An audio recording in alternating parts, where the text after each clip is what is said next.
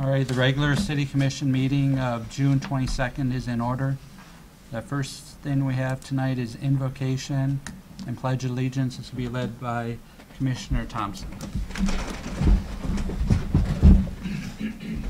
Heavenly Father, we meet to serve our community, to use our resources wisely, to represent all members of our community fairly, to make decisions that promote the common good.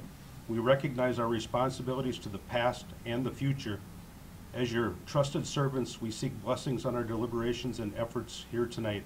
Amen. I pledge allegiance to the flag of the United States of America and to the republic for which it stands, one nation, under God, indivisible, with liberty and justice for all. All right, roll call. Commissioner Gay, Here. Commissioner Nemechek, Here. Commissioner Thompson, Here. Commissioner View, Here. Mayor Bostwick. Here. All right, next then is a public comment. And first then is the Delta County Landfill Authority presentation by Mr. Don Pyle.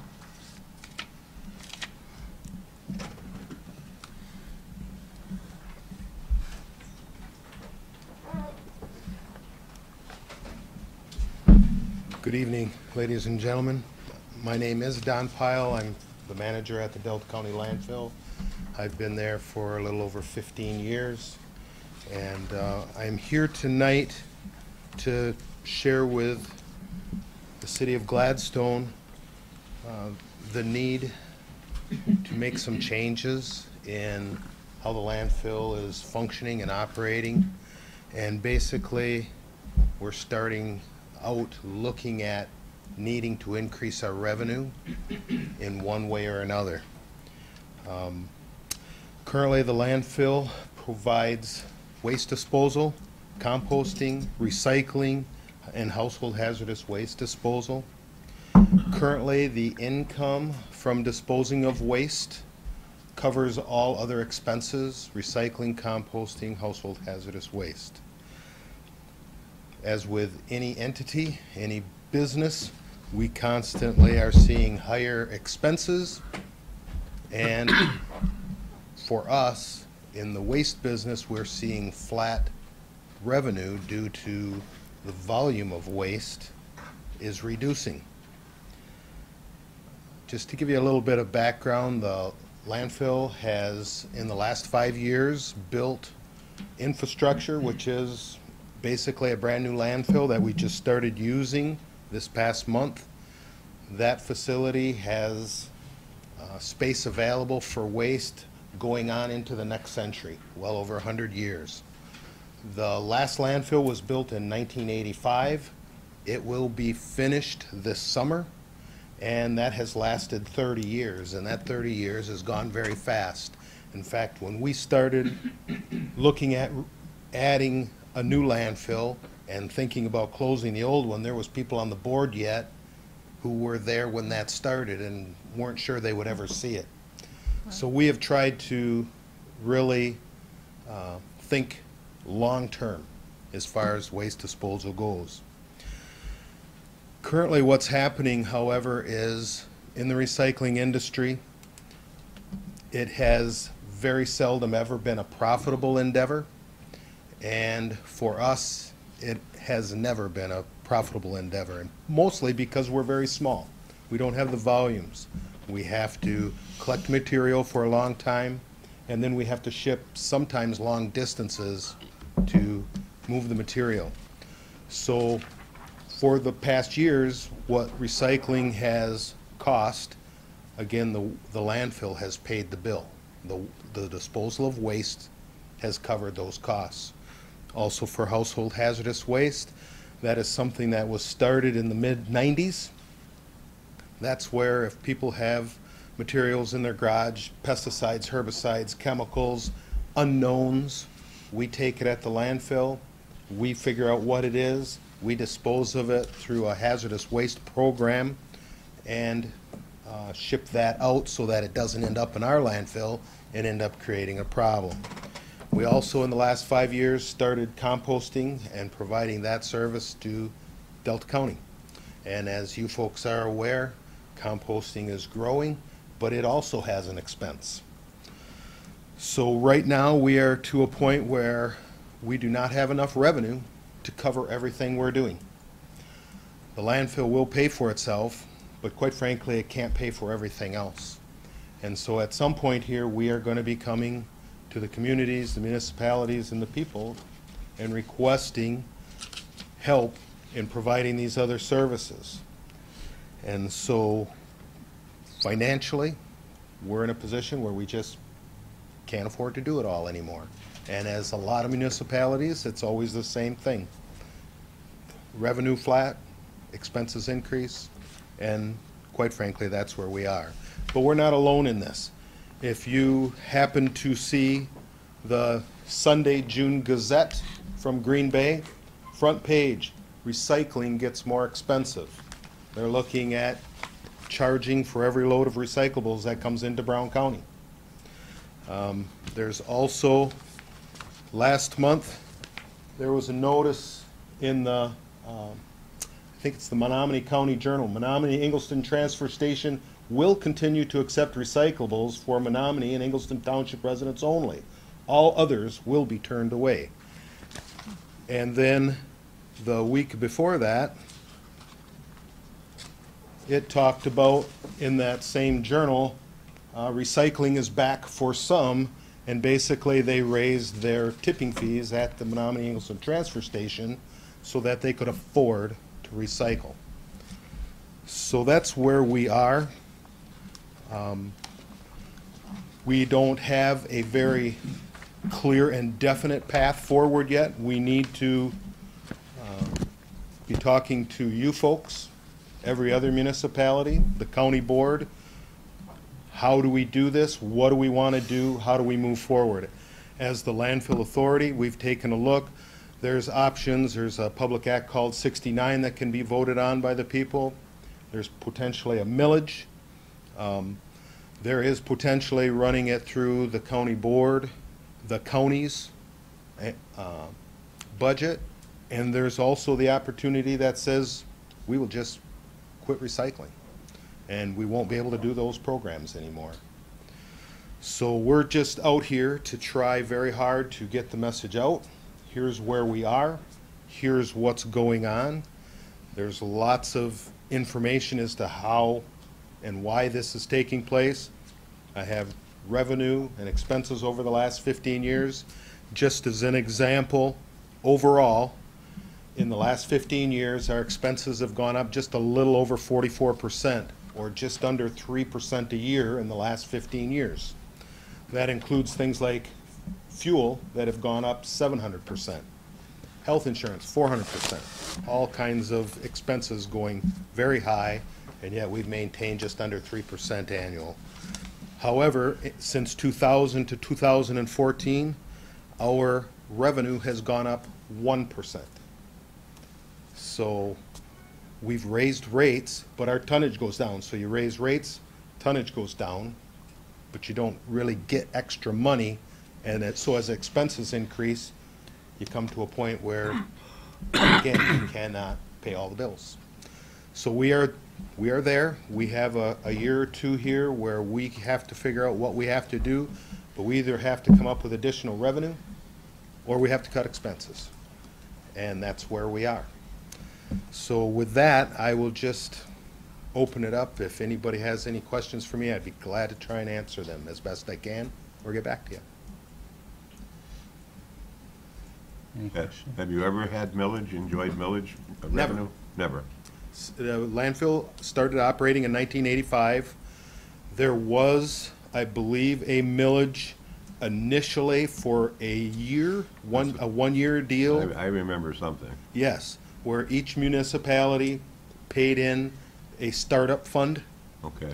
That's what actually gave the money to build the initial cells infrastructure. But since 1985, there's been no public It's been money. self-sustaining since 85? It has, Okay, yes. thank you. Any other questions?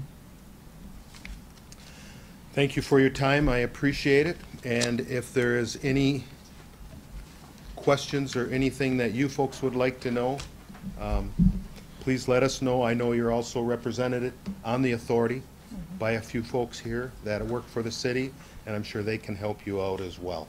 So, thank you very much. All right, Thanks, thank you, Matt. Mr. Pyle. All right, now we'll open to public comments. Just state your name and address and try and keep your comments under 5 minutes.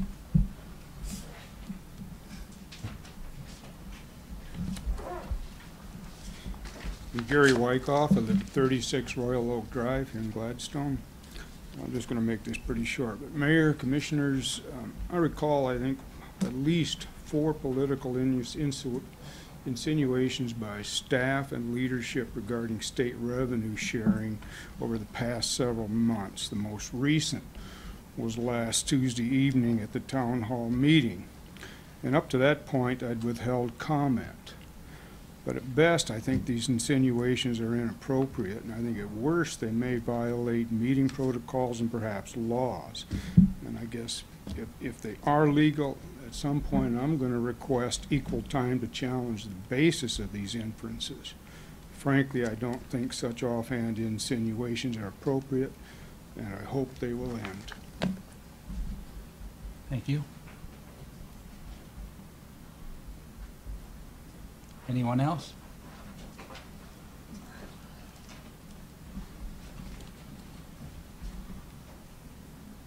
My name is Teresa Britton. I'm from Gladstone.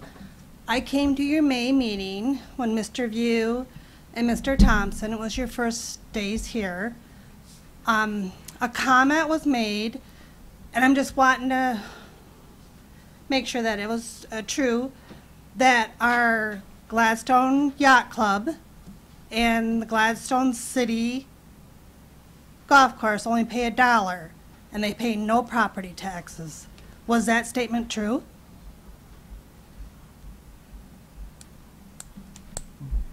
This is just public comment. We will follow up at the next meeting there with the answer. We just don't answer questions during public comments. Okay. Thank you. Anyone else? All right. The next order of business is the consent agenda. From the, I don't think it's supposed to be reorganization. Yeah. From the June 8th meeting, the City Commission Town Hall minutes meeting of June 16th, and the payment of bills. Move approval. Second. Support. All right, we got a motion by Commissioner Gay and a support by Commissioner Thompson for the consent agenda. All in favor, say aye. Aye. Aye. Oppose? Motion carries. All right, next is going to be the public hearing on the proposed ordinance 597, snowmobile and ORV. I'll just do a little introduction before you open the Okay. public hearing.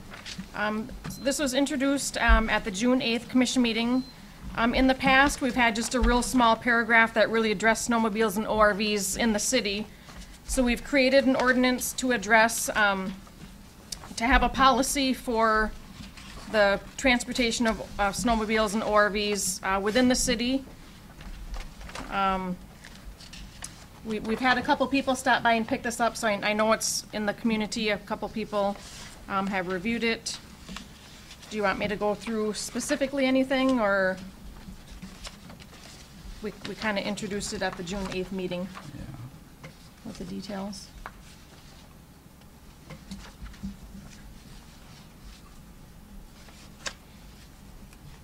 Open it up for comment? Yeah. Public comment? Okay, we'll open it up for public comments, so just state your name, your address, and we're opening the public hearing now. My name is Barry King. I live at 6245 Highway M35 in Gladstone. I'm not a city resident. I'm a Escanaba Township resident. But I've got a problem with ORVs on the city side of the highway. I've contacted the DNR, the Road Commission, Michigan State Police, the sheriff's department. And they all say that it's Gladstone's problem, basically. They say call them. It was supposed to be being addressed from what I understood, but now I guess they didn't bother with it when they did their ordinance. They're just gonna leave it go. I was told that the trail's been there for a long time. It's hard to get people to quit using it. And the guy that owns North Bluff Grocery wants the business. I mean, the law is the law. They shouldn't be turning a blind eye to it regardless. I've got a covered porch on the front of my house. I can't use it. Can't have the windows open on my house because of the dust and the noise. And it's just a pain in the butt. So I was wondering if maybe you could do some kind of signage or post some kind of fines if they're running there. I mean, it's state law. They're not supposed to be on it. You know, anything like that. Maybe you could look into getting a grant to extend your trail that goes up in front of Grace Baptist Church there, that nice bike trail you have, and go on the opposite side and go across from the schoolyard up to the industrial park. They're getting so bold, they're going through the Cameron schoolyard when the kids are out for recess within 20 to 30 feet of them. And the same thing in the evening when they're out there at the ball fields. They're just buzzing right by them. It's just an accident waiting to happen. So I was just hoping maybe you could put that into your ordinance too and try and address something about it. You know, I talked to the guy at the DNR and he said if the city does put it as a trail that they could kick in money for dust control, so that would alleviate some of the problem. But if they would just go through there at a reasonable speed, but they got to race through there like it's their own private racetrack. They go about 40 miles an hour by the time they hit the front of my house, and all you can see is a cloud of dust. So just looking for a little bit of help from this board if you could. Thank you. Thank you. Anyone else? All right, public hearing is closed. Any discussion? I'd like to actually address that issue. The gentleman stated that the DNR and all the other law enforcement agencies stated it's Gladstone's problem. That's, in my opinion, a cop-out. M35 is a state highway. If the state law determines that that's not supposed to be used, then they should be doing something about it from a law enforcement standpoint. If, in my opinion, if we were to add something into our ordinance, it would be superseded by state law. So basically, to add something into here really wouldn't do anything. So them telling you that it's our problem is a cop-out. And that's, I mean... Section 5 says M35 cannot be operated on. Well, I understand it. What I'm saying is the state's law is supreme over ours. Oh, I understand that. So basically, they're telling him it's our problem because for whatever reason they choose not to deal with it, but they should be dealing with it. The only other thing I would offer would be to, if it's within city jurisdiction, maybe contact public safety. If it's within our jurisdiction, I'm sure our public safety officers would do whatever they could within the parameters of the law. Yeah, I just got tired of calling. I was calling up just 5-6 times a day sometimes because people are running by there and nothing's getting done. You know, it's almost like there's a blind eye being turned to it. Yeah, unfortunately, I don't, you know, as Commissioner Nemechek stated, what section was that? Section 5 says... Section 5, subsection Any D. snowmobile may not be operated upon US 2 and 41 and M35. But That's the ordinance. But you're talking about the shoulder, I'm assuming. Well, it's creating part of those- the right-of-way. That's Yeah. that's Is the it- highway. Our ordinance does not allow it. It's clearly stated in Section 5 of our ordinance. Yeah, but they're there and they're running. Well, we at least have something that says they're not allowed. But it's also established in state, it's also established in I state, mean, it's state something we law as could well. enforce. All right, Paul's gonna discuss it.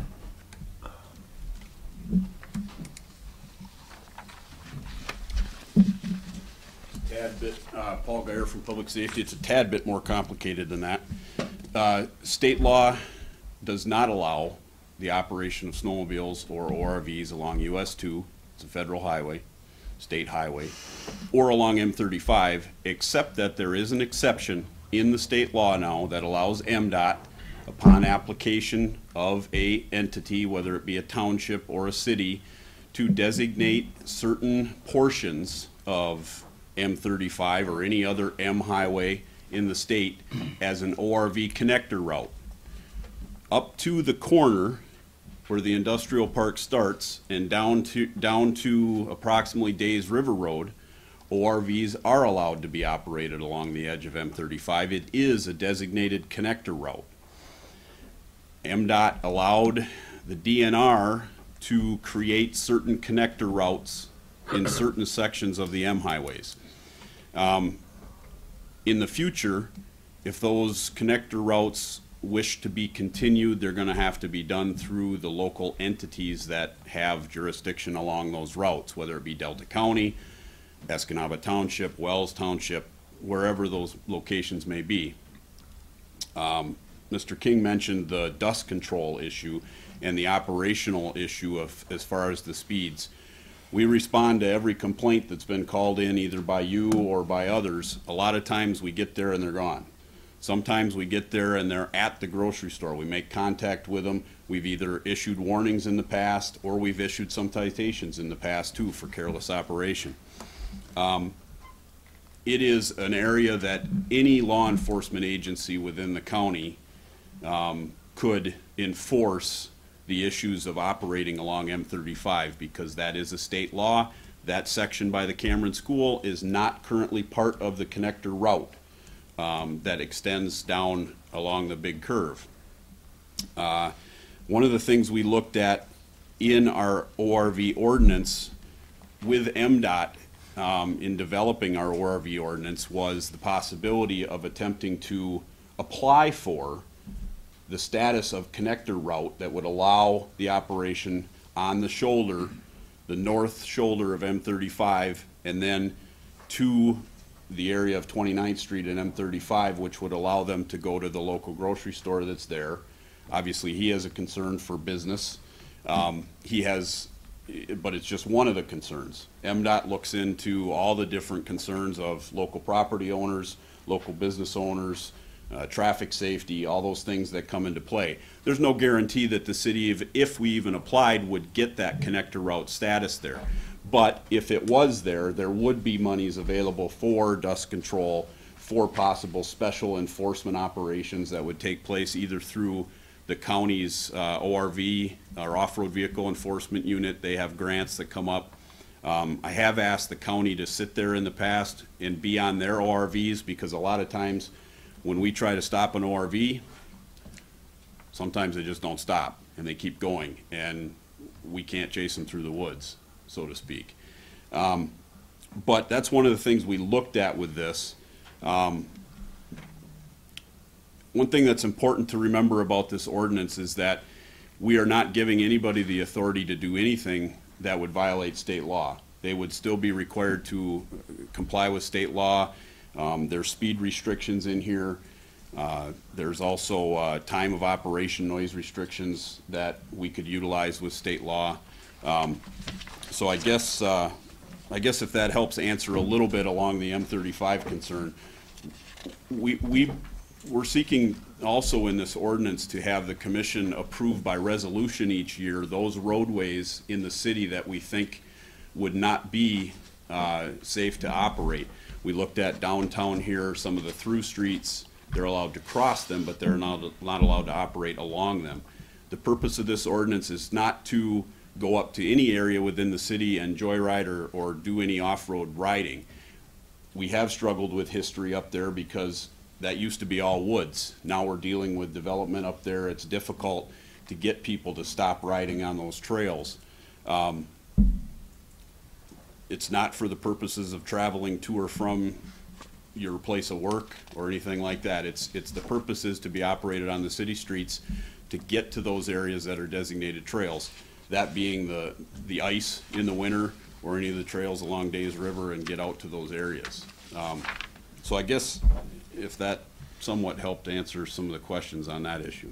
I do have one question on that designated ORV connector. Do they have posted ORV speed limit signs? I don't recall seeing speed limit signs. There are ORV signs that are along M35. There's one on the north side of the M35 curve, and then there's a couple as you go further down and outside the city limits.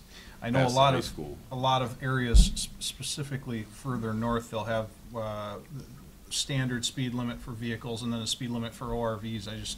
We didn't know certainly if could do that, and what we're proposing in this ordinance is a speed limit not to exceed 15 miles an hour.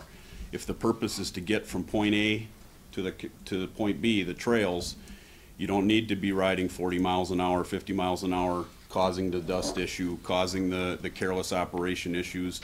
We've actually closed off, as part of our initial streets that we're asking you to approve, we've closed off the portion of 29th Street from the M35 intersection to, as best I can describe it, is down near the water tower. Because we're aware that the school has issues there with safety of the kids. They would have to come around. Right now, they would have to come around and go to the industrial park area.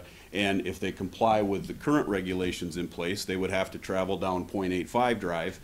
To get back to, say, the grocery store that's located in that area, they would have to travel down .85 Drive to South Hill Road or County Road 420, come down there, and then come down 29th Street back to the, I mean, technically that's the way they should be going, because they should not be using that M35 route.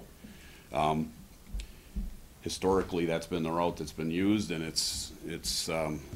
I'm still telling my 18-year-old to brush her teeth sometimes too. So, I mean, it's a habit that's we've been trying to fight to get changed. Do they have permission to ride these things by going to a class, or parents can just buy them and let them have it? No, they have to comply with state law. They have to be a certain age to be able to ride them unsupervised. If they're under 16 years of age, technically they're supposed to be supervised. They need to go through an ORV class, but even if they're under and have their ORV safety certificate or their snowmobile safety certificate, they're still supposed to be supervised. We're not giving them carte blanche permission to operate as they see fit for a 10-year-old or 11-year-old or whatever. Technically, if they're operating, they should have their ORV stickers provided through the DNR.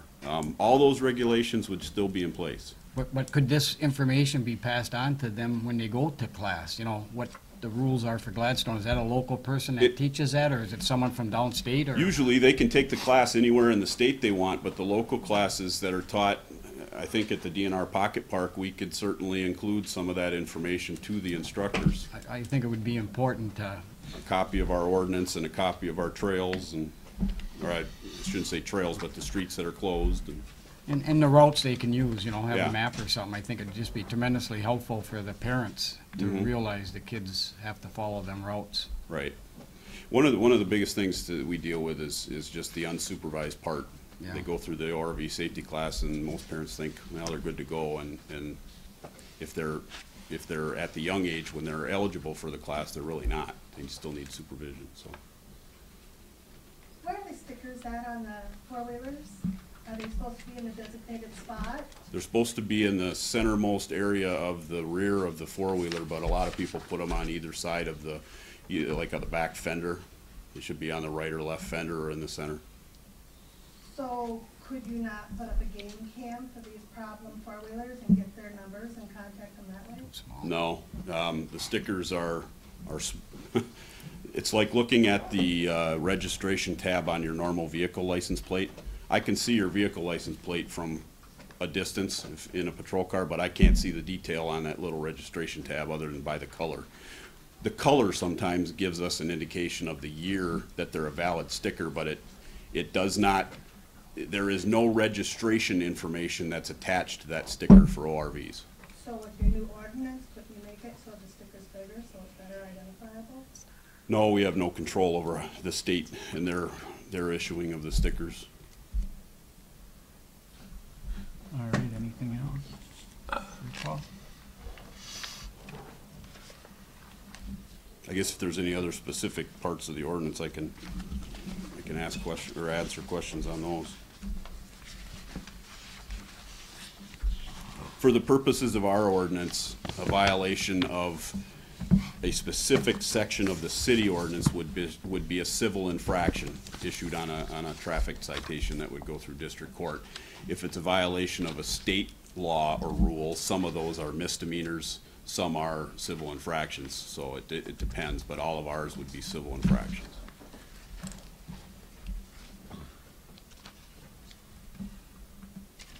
Thank you, Paul. Okay, thank you. Thank you, Paul.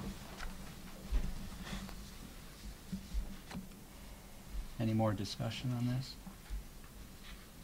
Does anyone want to make a motion on it tonight? I move approval. Support. All right, it's been moved by Commissioner Nemechek and seconded by Commissioner Gay to approve the ordinance 597. All in favor, say aye. Aye. Aye. Opposed? Okay. Commissioner Gay? Yes. Commissioner Nemechek? Yes. Commissioner Thompson? Yes. Commissioner View? Yes. Mayor Bostwick? Yes. Thank you.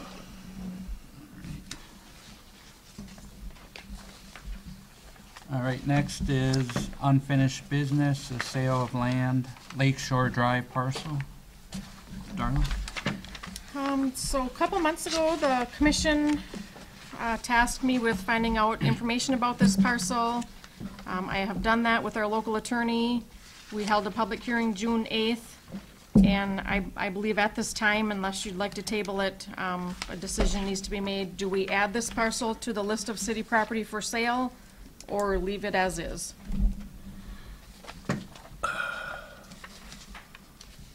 I would move to leave it as is. It's too narrow to do anything with anyway. I second it. All right, it's been, Discussion. oh yes, discussion. I just was gonna say, it's been moved and seconded. Is there any discussion? I disagree with the fact that, I mean, until we actually have something to, until we have something final to determine whether it actually is narrow. There's been a lot of discussion.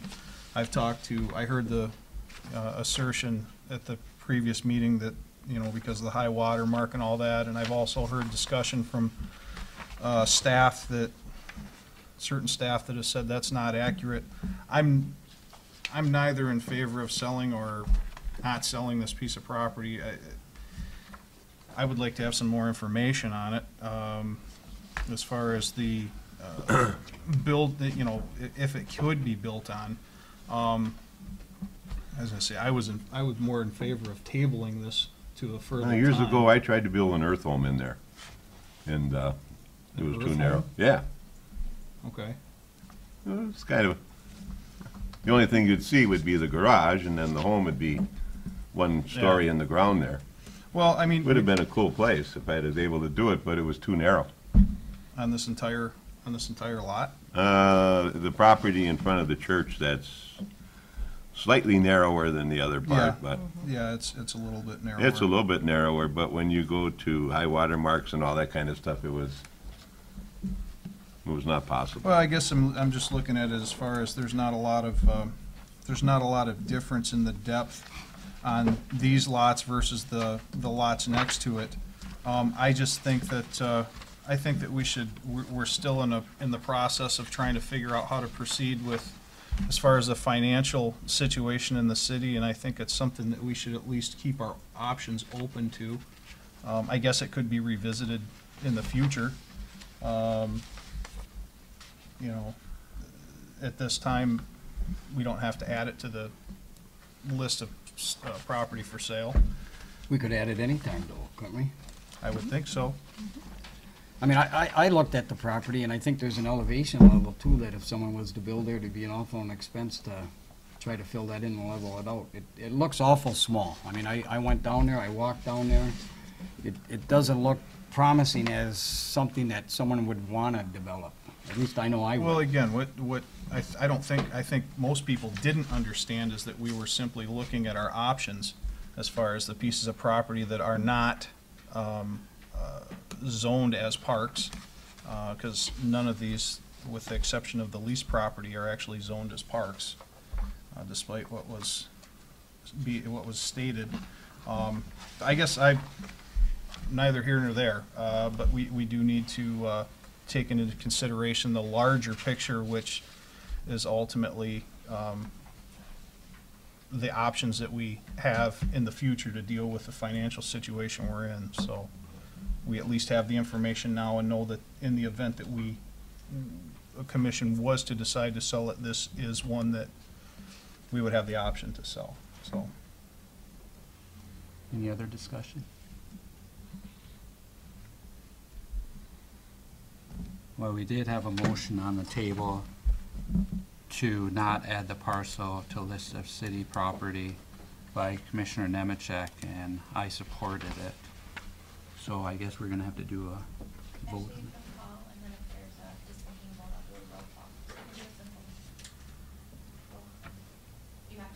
Vote call. Okay, we have All to those do. in favor? Yeah. Okay, yeah. So all those in favor, say aye. Aye. Opposed? Motion carries. Motion carries. All right, next is gonna be the lease of the James T. Jones parcel. This is another parcel that the commission had asked me to research. We have found the lease agreement with the estate of James T. Jones.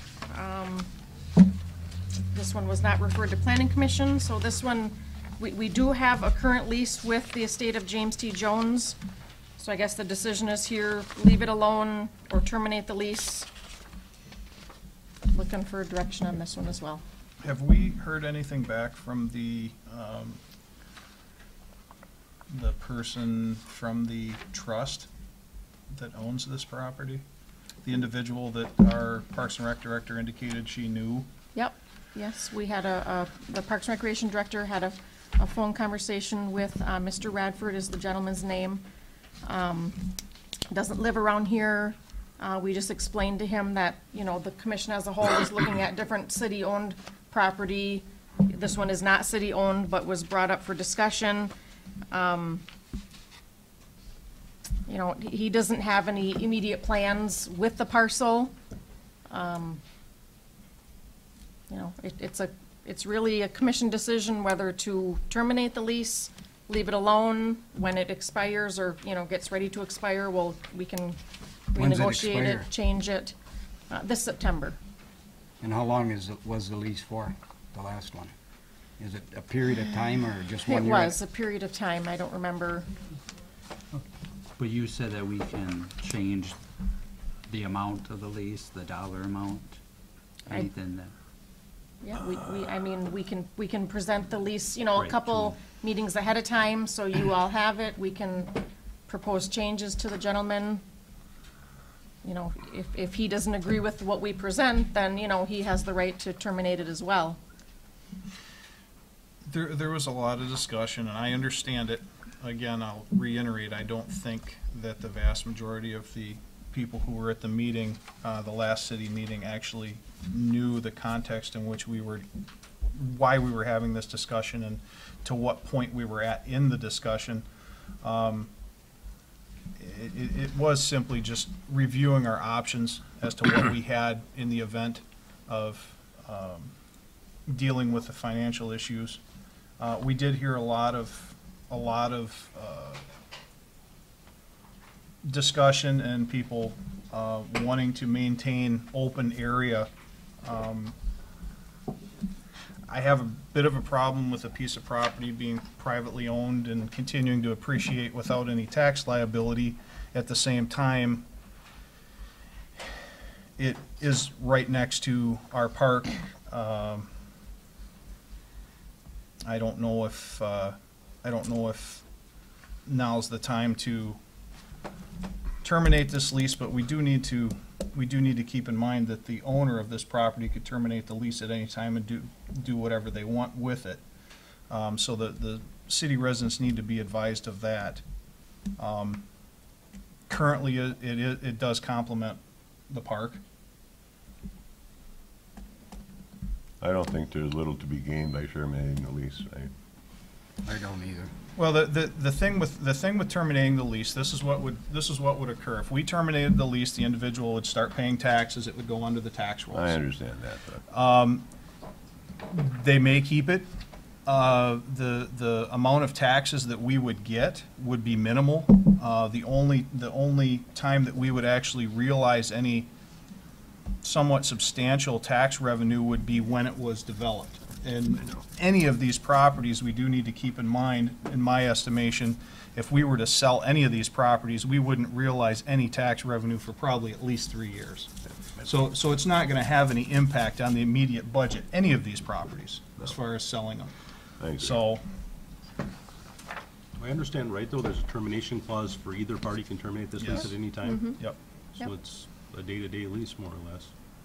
Well, it will, Can it be terminated within the term of the lease? Before the term of the lease, maybe. Yeah. Could it be terminated right now? I Yes, believe I it believe said so. any, That's- By the other party, too? anytime for any Right. reason by either party. that's why we had the attorney reviewed as well.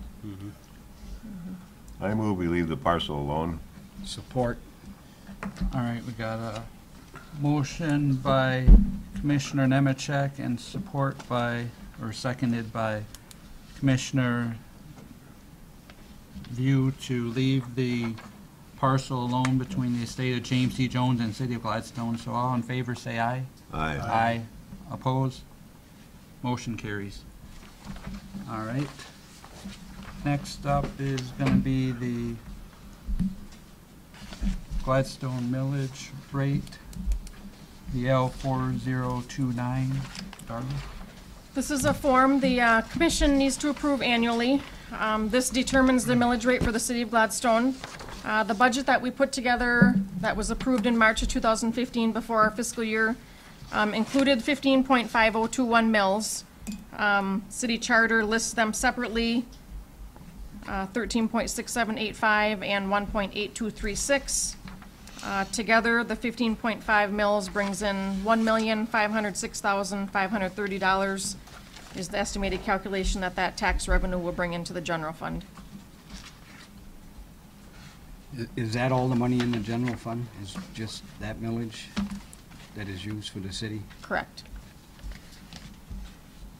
There's other revenue that the general fund receives, but this is the tax revenue. This is the largest source of revenue to the general fund.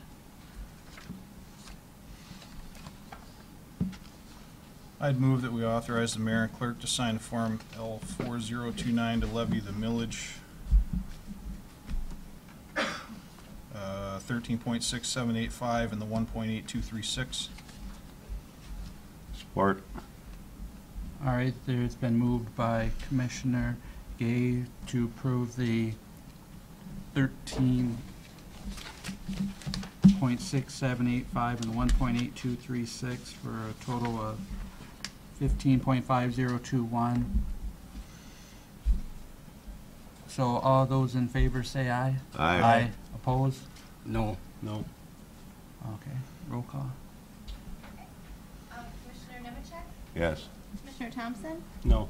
Commissioner View? No. Commissioner Gay? Yes. Mayor Bostwick? Yes. Motion carries. Motion carries. All right, next up is the City Commission Rules of Procedure.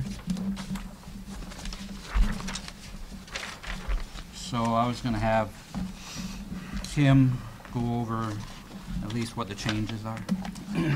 Or, Previous meeting, we had stated that the commission was going to review their existing rules of procedure for meetings. Any suggestions or changes were to be submitted to me in writing. And I did receive some. As you will see in your copy, anything that is in red text is something new. If it is redacted in red, meaning it's crossed out, that's being proposed to be taken out or changed. There's not a lot of them, but if you look on page number 6 under agenda preparation, just looking at under public comment, the first public comment, there is currently 2 public comments, one at the beginning and one at the end of each meeting. A public comment at the beginning of the meeting would be to address agenda items only.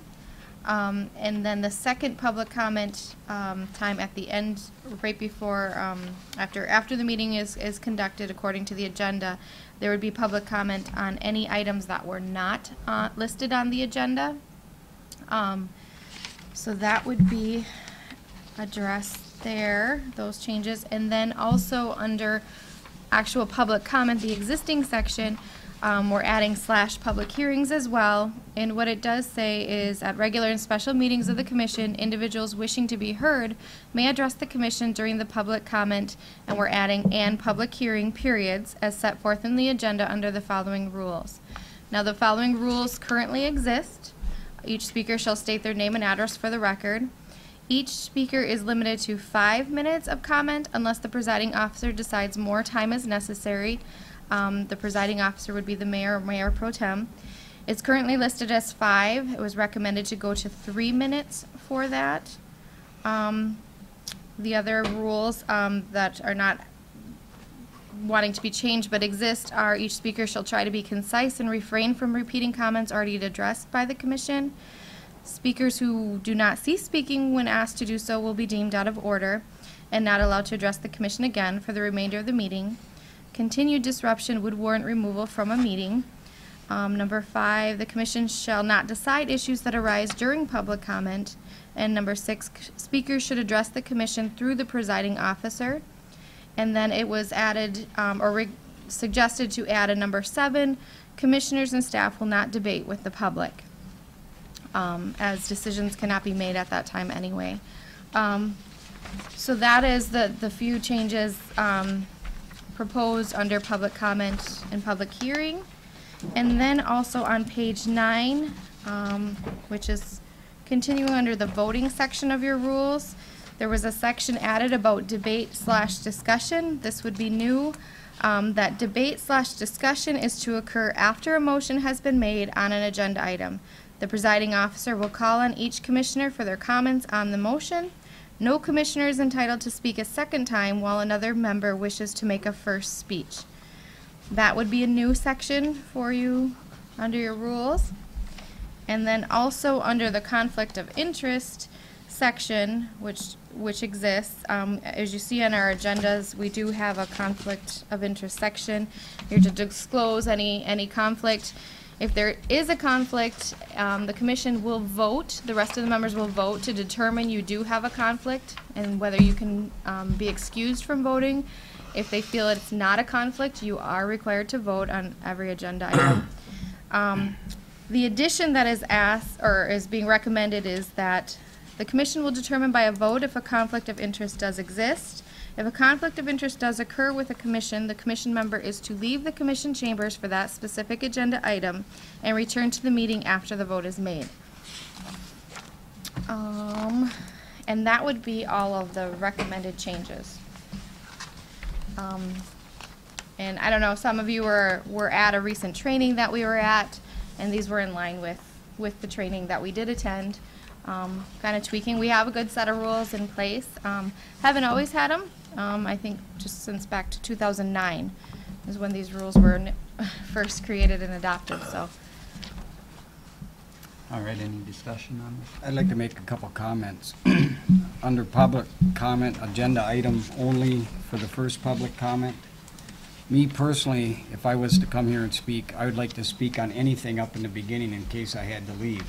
And then at the end, I would like to be able to comment on anything, whether it's on the agenda or not. I mean, if you just kind of switch them around, because some of the meetings are long, and somebody has an issue that they'd like to talk about, maybe they would like to not wait for the whole meetings. I mean, I'm just throwing that out there, what I thought of. And then when you go to, each speaker is limited to 5 minutes we had before, and you want to change that to 3 minutes, which I don't have a problem with. And then after that, it says the presiding officer decides more time is necessary. I'd like to make that for 2 more additional minutes, because we had a lot of comments there that may have extended over to 3 minutes, but yet you'd like to still keep it at 3. And who determines how long we're going to talk for? And sometimes the meeting has to be moved forward. Let me see if I have anything else here. Okay, commissioner and staff will not debate with the public. which I understand why you have that, but then I would like to have something there where the people that do speak to us, we expedite some type of answer through the right department to them. I don't know how you would do it, email, send them a mail, and let them know what the answer is. Right. But then I would also like to know what the answer is, because a lot of the comments that are made here, I'm out in the public and they say, well, what was the answer to that? And I still don't know.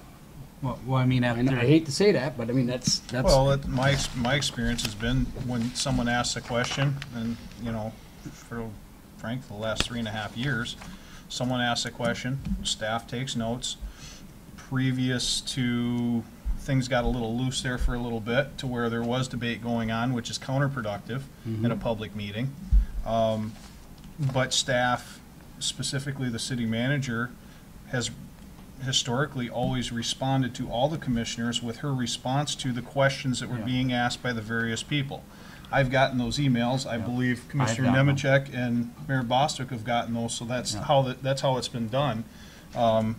If someone asks a question, it's not fair to put staff on the spot. No, I'm not saying then. I'm saying, but But somewhere what down I'm the saying road. is it's reasonable for staff to take notes and then respond, and Darla has always copied the entire commission on her responses to the questions being asked, whether it be at the meeting or by email.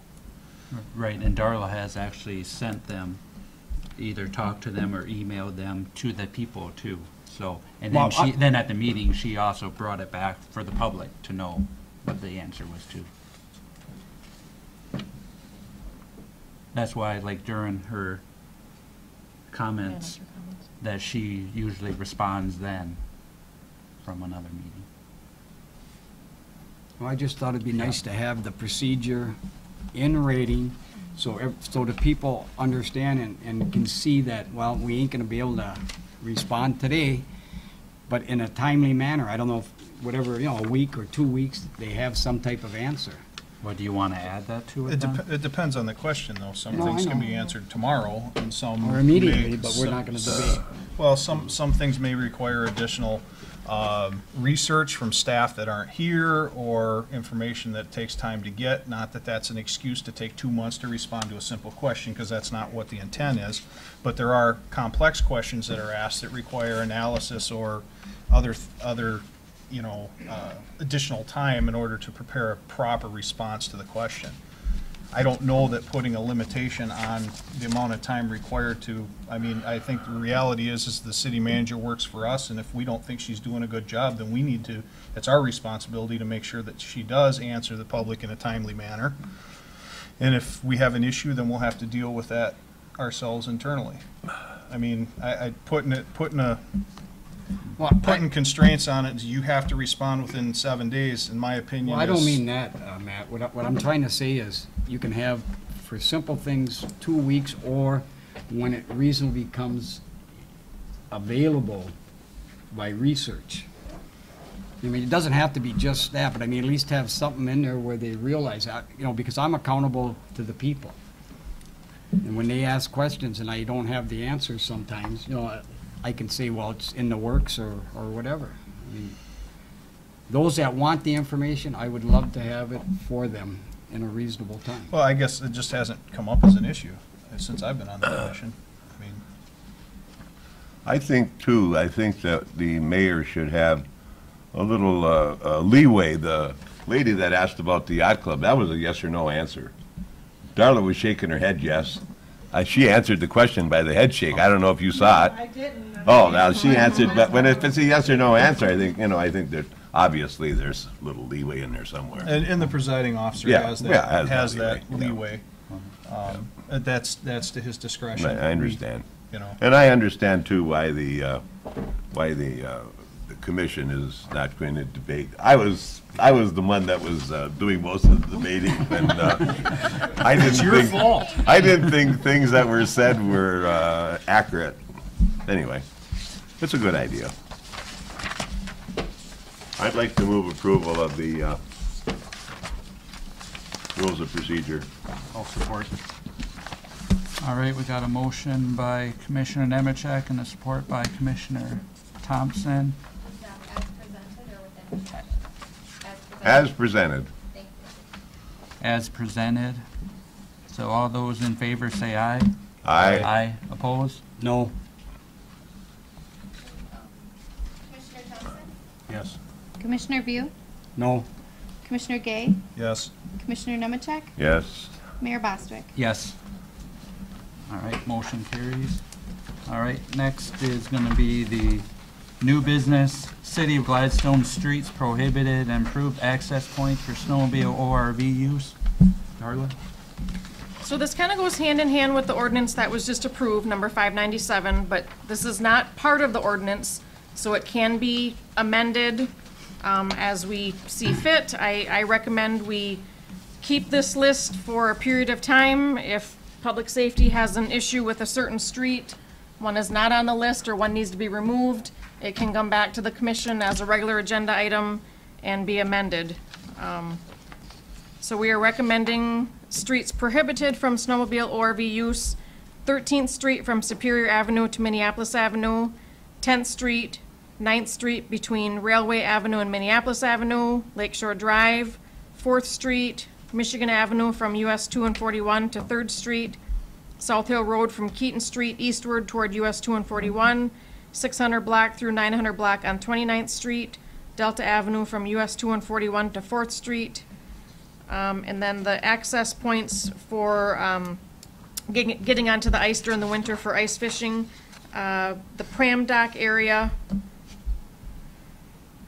west part of the skate park, and Lakeshore Drive by Marble Avenue.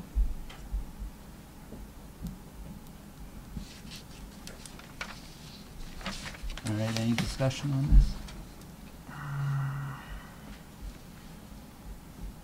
Pram Dock area. It's kind of at the point, East of the yacht club. yeah. Yeah, okay. Just I don't know, it doesn't really matter, but. Yeah, it doesn't really matter, but two of these areas actually aren't in city parks. The Lakeshore Drive, Marble Ave, and the Pram Dock area, those aren't actually city parks. But it's just, Approved, we're looking at possibly getting with our GIS some mapping, you know, so that they're marked. Because Right. it's hard to describe, so no, that I they was can just, distribute I was those, just talking but- about the explanation. Yeah, we struggled with how to resolution. describe that for, for Yeah. a bit, but.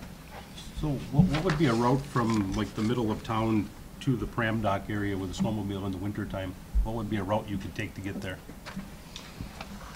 without violating any of this? He's going to the podium. I'm just, it'd be easier if I saw all this written on a map. Right. A nice visual picture, but in my mind, I thought, well, heck, how would I get to the lake from my house on my snowmobile? I used to go down 4th Street, down the alley and down 4th Street and go on the ice down by the wastewater treatment plant, but I can't go that way anymore. I gotta get to the Pram Dock, and I can't go on Minneapolis, and I can't go on Lakeshore Drive. So how do I get from 602 Montana out onto the ice? You could go on Minneapolis. I guess my answer to that question is we eliminated the through streets, 4th Street, 9th Street, 10th Street, 13th Street, but you're able to cross those streets on any of the avenues. Okay. We're trying to get away from the heavily vehicular traffic on those through streets. We did, so say from 700 block of Michigan or Dakota, you could go down Dakota Avenue to 8th Street and then 8th Street down and access on Minneapolis and get into that access area. Through the park? Well, you'd be able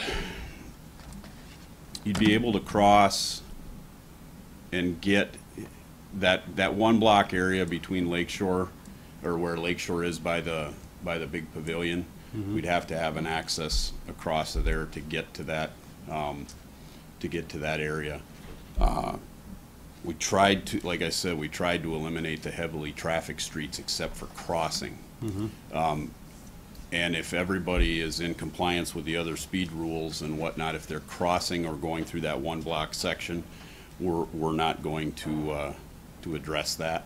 I mean, we're not going to enforce the restriction on that if they're just accessing that access point. So a short distance is okay. The, the rest of it was trying to keep vehicles, or trying to keep them off of Delta Avenue, trying to keep them off of Michigan Avenue, that's a through street, Lakeshore Drive is a through street, but they're able to cross those streets on the other available avenues or other streets, 13th, 14th, 15th, et cetera. Okay. I think the way I view this is, being that it's impossible to legislate common sense, this permits public safety to address problem issues, having the specifics and the teeth in the Yep. ordinance to support it, where what Director Geyer is stating is that, for someone that's adhering to the general rules of common sense, it's not an issue. It's more for the problem.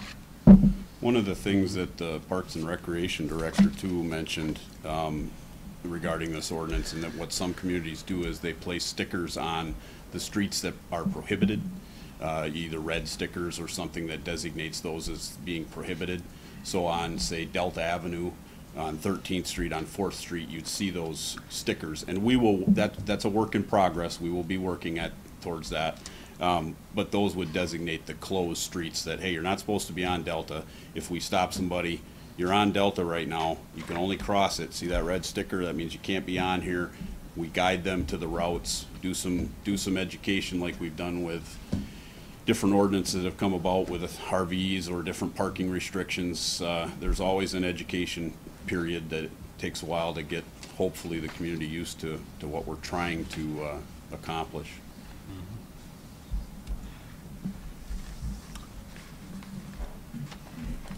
Any more discussion? Anything to ask Paul? All right, thanks, Paul. I'd move that we approve the City of Gladstone streets prohibited for snowmobile or RV use, and the City of Gladstone approve access points in city parks as presented. I'll support. Who was this supported by? I'll support. Okay. All right, it's been moved by Commissioner Gay and seconded by Commissioner Thompson to approve the City of Gladstone streets prohibited for snowmobile or RV use in the City of Gladstone, approved access points in city parks as presented. All in favor, say aye. Aye. Opposed? Motion carries. All right, next is the City of Gladstone Freedom of Information Procedures and Guidelines. Kim? As you see before you, have a very thick packet.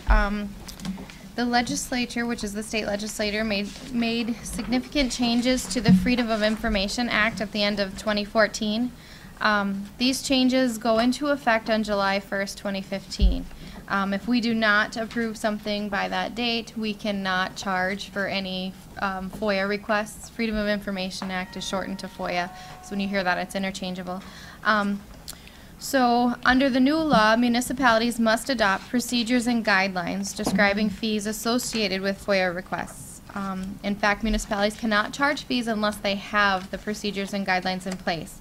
We currently have a policy, but with all of these changes, this needs to become our new policy. The following areas will be significantly changed under the new law: requests, responses, deposits, fee calculations, including a detailed itemization of those fees, and avenues for challenging and appealing the public body's denial of a request. The Michigan Freedom of Information Act entitles all persons, except those incarcerated in state or local correctional facilities, to full and complete information regarding the affairs of government and the official acts of those who represent them as public officials and public employees. Public records, including writings, which include email, prepared, owned, used in the possession of, or retained by a public body or its divisions and employees in the performance of an official function from the time they are created. There are certain public records that are exempt from disclosure, and these are defined in the Act.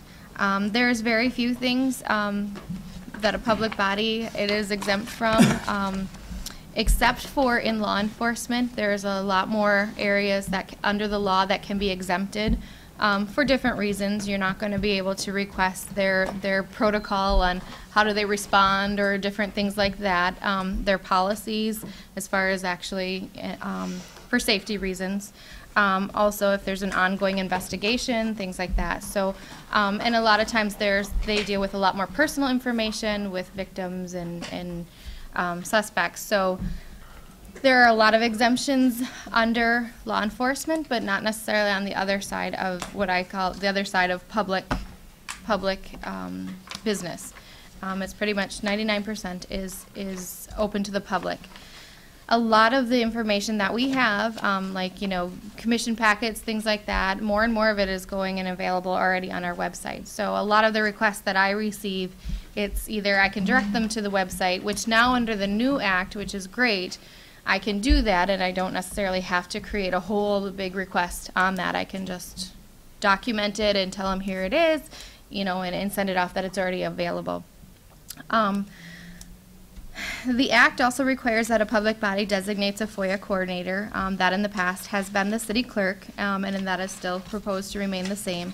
And the FOIA coordinator receives and takes actions on all requests. The FOIA coordinator is also allowed to designate another person to help with that. So the way the city of Gladstone is I would be the FOIA coordinator, and I would designate the director of public safety as a designee to handle with those law enforcement ones, because he does get far more requests than I do with their line of work. But and then also a side note, obviously, if there's any doubt as to whether a certain course of action might violate a FOIA, the public body's attorney should be consulted for advice and guidance. As you can imagine, the requests vary from very simple requests to very complex requests, depending on what the item is. But it's pretty easy. I know some people think, oh, I have to fill out this big request to get that information. No, it's not. That you can write a letter and ask for that information. That would be deemed a request under the FOIA Act. If you just verbally ask for it, you know, verbal request is either when people come into my office and verbally request something, even though I might just not say, okay, here it is in FOIA, you know, whatever, I'm documenting it and showing that I did comply. And that becomes very important, as you can see from all the sample forms and whatever that are attached, which we had some internally before. There's a lot more now, but that is to document, to say what the request was, how was it responded, what was released, was it approved in full, was it denied in part. It can be in various degrees that it is handled. That way, if there is any, you know, if an appeal is done or taken to court to say they didn't give me everything, I can show what we did give and why we didn't give what we gave. Because there are penalties attached to that in the Act, and they did increase those. So it's a lot of information. One of the new things with it is we are to provide a public summary, which will be available on the city website as well, stating my plan is to have basically a Freedom of Information tab, and you go to there, you'll get all the information, how to make a request, things like that. But for tonight, what I'm looking for is the commission. You're responsible for approving this whole FOIA procedures and guidelines, which in your packet is the first 9 pages, 11 pages. The rest of the information is showing you what the public summary would be going on the website, and then also all the sample forms, and then a lovely sample calculation for the cost item. And when we say cost, obviously it's not a revenue source for the city of Gladstone, so it's very little that you can charge, but you have to show and itemize that. The forms can be changed, the cost could be changed by the FOIA coordinator as needed, or as state law would change for the forms. The big thing would be, obviously, we have to itemize the cost and showing how we come up with the cost. But there are maximums to what you can charge. Like for a copy, it's 10 cents. So, like I said, we're not talking a lot of money in a lot of the cases. So that's the quick version of the 2014 changes to the FOIA Act. I don't know if you have any questions. I would move approval. Support? I'm sorry, I didn't hear who supported. Me. Been moved by Commissioner Nemechek and supported by Commissioner Gay. Is there any discussion? We're just voting on the first 9 pages, basically. Basically, the other is I informational. mean, there's but- 34 pages here. I counted them. I said, oh my. It's I like know. It's like a story. I a know, novel. I thought about not providing, but since the procedures and guidelines refer obviously to all of the sheets and the public summary, I wanted you to see if you're adopting the policies and procedures and guidelines, which you actually have very little choice, it's state law, so we have to. If you don't approve it, basically, we still have to comply with the FOIA requests, we just would not be able to charge anything for that. So you don't really have a lot of choice in the language that's presented, so. Any other discussion? All right, I'll call it. On those in favor of approving the City of Gladstone Freedom of Information Procedure and Guidelines as presented, say aye. Aye. Opposed? Motion carries. Thank you. All right, next, it's the extend the summer 2015 tax bill due date. Vicky?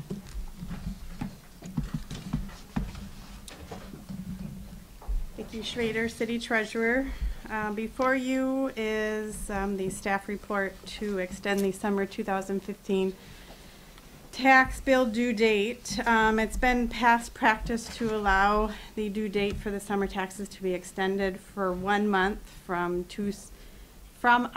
August 15th to September 15th, to allow 1 extra month for our citizens to pay their tax bill. So we are just looking for that approval. Did we always do this? Oh, yep, yes. For- I for think decades?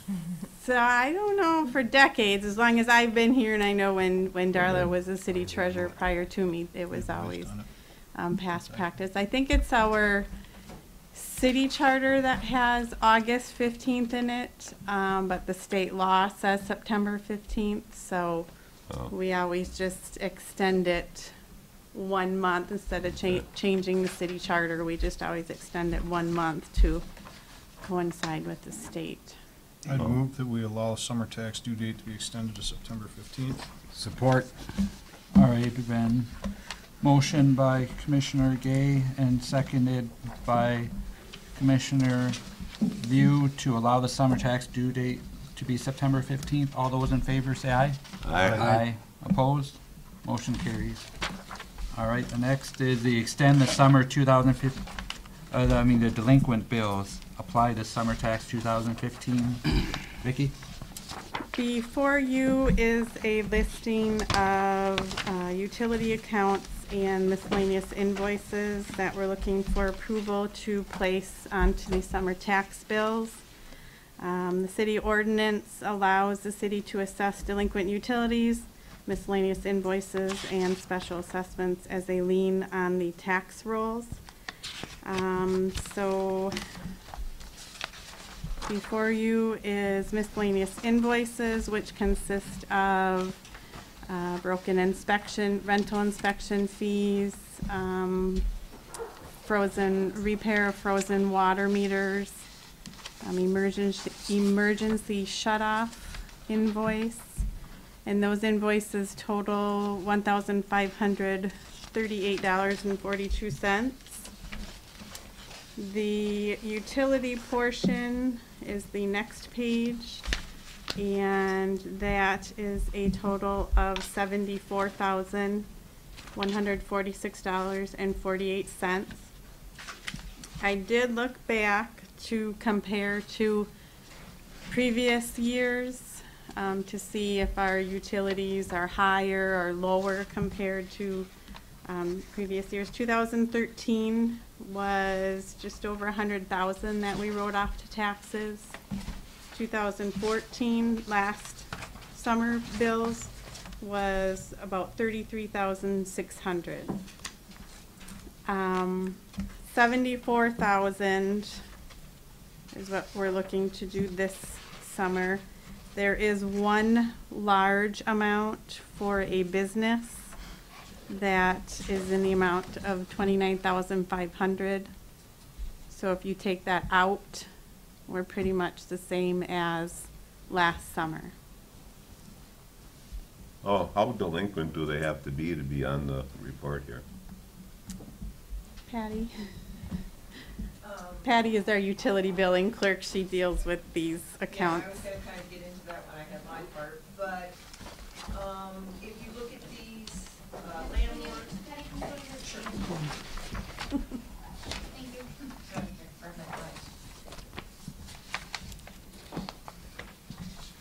you. If you look at the breakdown, you'll see, of course, the large business thing. But landlords typically, if a utility account is in a landlord's name, we typically do not shut them off.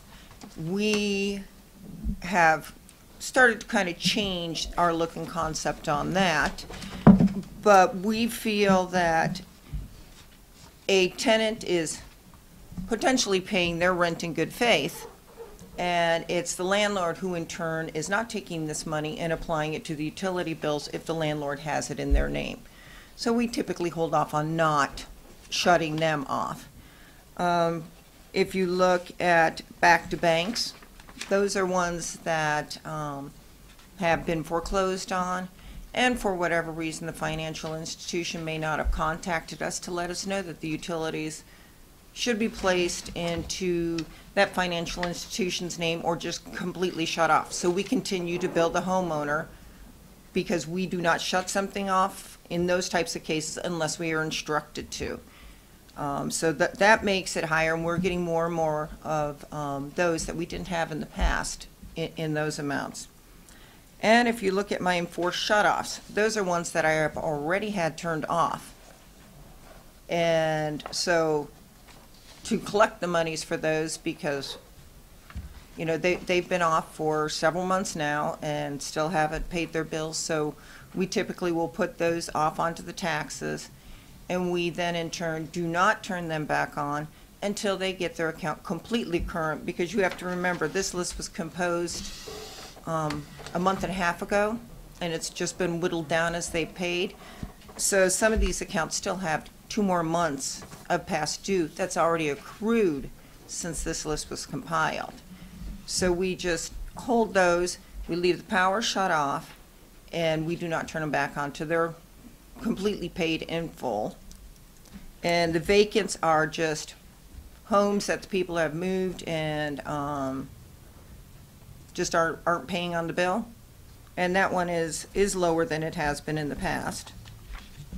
And then the previous owners or previous tenants that have left bills.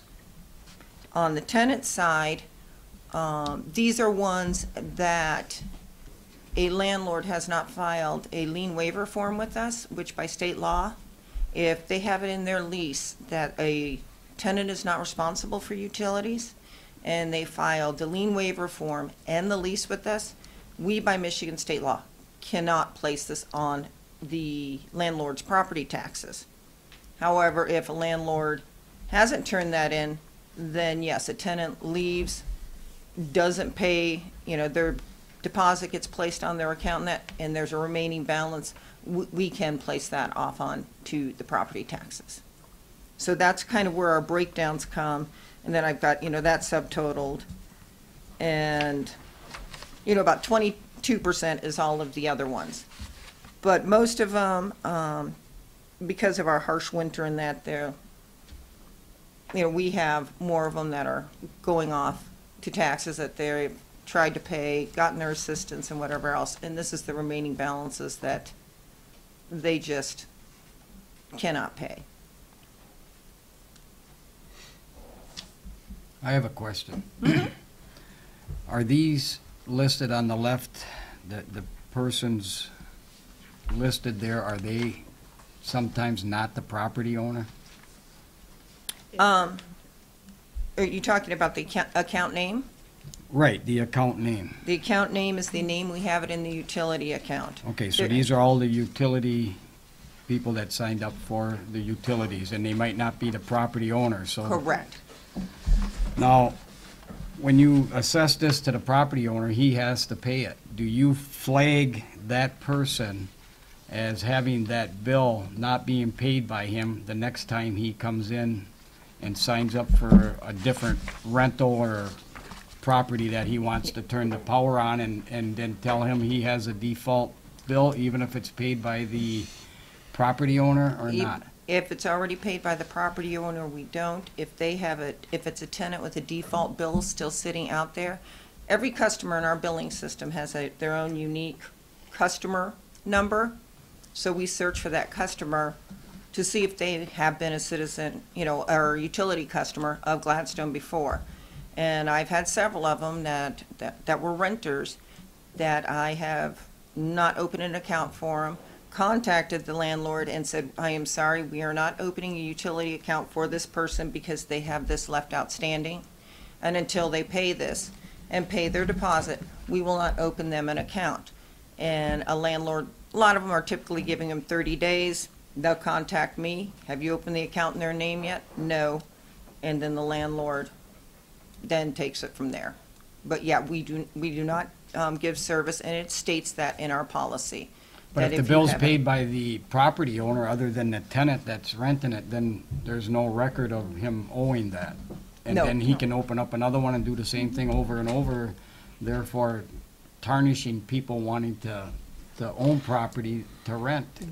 And that is the reason why we, are trying to get that word out about And I'm our helping with it, forms. but I just think it's unfair that someone can do that, and I gotta pay the bill, or anyone else gotta pay, well, actually, it happened to me. I paid $1,200 one time for somebody because I didn't know what to do, and the problem was the power was left on for 3 months, and the next thing I know, it was on my Christmas tax bill. Yeah. At the worst time of the year. And I know the guy opened up another account later on, and now has power with the city. Yeah, and I paid his bill. Yeah, we've revamped all of our procedures and different things with our investigations into state law and ensuring we're following. But one thing I did want to bring up on that summer 2013, on that 91,000 that we historically had, that was from the year when the state of Michigan didn't allow any shut-offs whatsoever. That was after the deaths of the several senior citizens, and the state said, you can't shut off, no.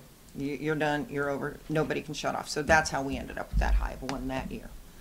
And you got a lot of the bills here, I mean, not a lot of them, but 4 or 5 are over $2,000. How many months is that for? Because it looks like residential. On those ones, they're doing construction, and their bills are running $800 a month. So they get 4 months. Yep, they're running over $800 Do a they month. typically pay then? Mm-hmm. And actually, it's lower than what you have on your sheets because I had some more today. So, yeah. Okay. They pay. Are those two businesses normally, is that common practice for the businesses that are on the sheet? That high? No. No? Mm-mm. Okay. They, the one for 29.5, they were on a weekly, I believe it was a weekly payment plan, and then they just started, defaulting on the payment plan. So, we have no other. They're defaulting on the weekly plan? Mm-hmm. Oh, thank you. But no, they're normally not. I think this is the first time they've been on the off to taxes list. All right. Thank you. So we're just looking for approval to place these amounts on the appropriate tax bills. I would so move. Support? It has been moved by Commissioner Nemechek and seconded by Commissioner Gay to access the delinquent utilities and miscellaneous invoices of summer 2015 tax bills. All those in favor say aye. Aye. Opposed? Motion carries. Thank you. All right, next is going to be the Public Act 95 Low Income Energy Assistance Fund. This Public Act was approved by the legislature, I believe this is the 3rd year. So this has come to the commission for the last 3 years. The Michigan State Public Service Commission needs an answer from each entity that has electricity by July 1, I believe it is. So that's why this is before you tonight. The first 2 years, the commission has opted out of Public Act 95. Patty's going to give a little bit of information on the act itself, and then we have a neighboring utility here that would like to add some information regarding the LIEF how it's affected their utility, so.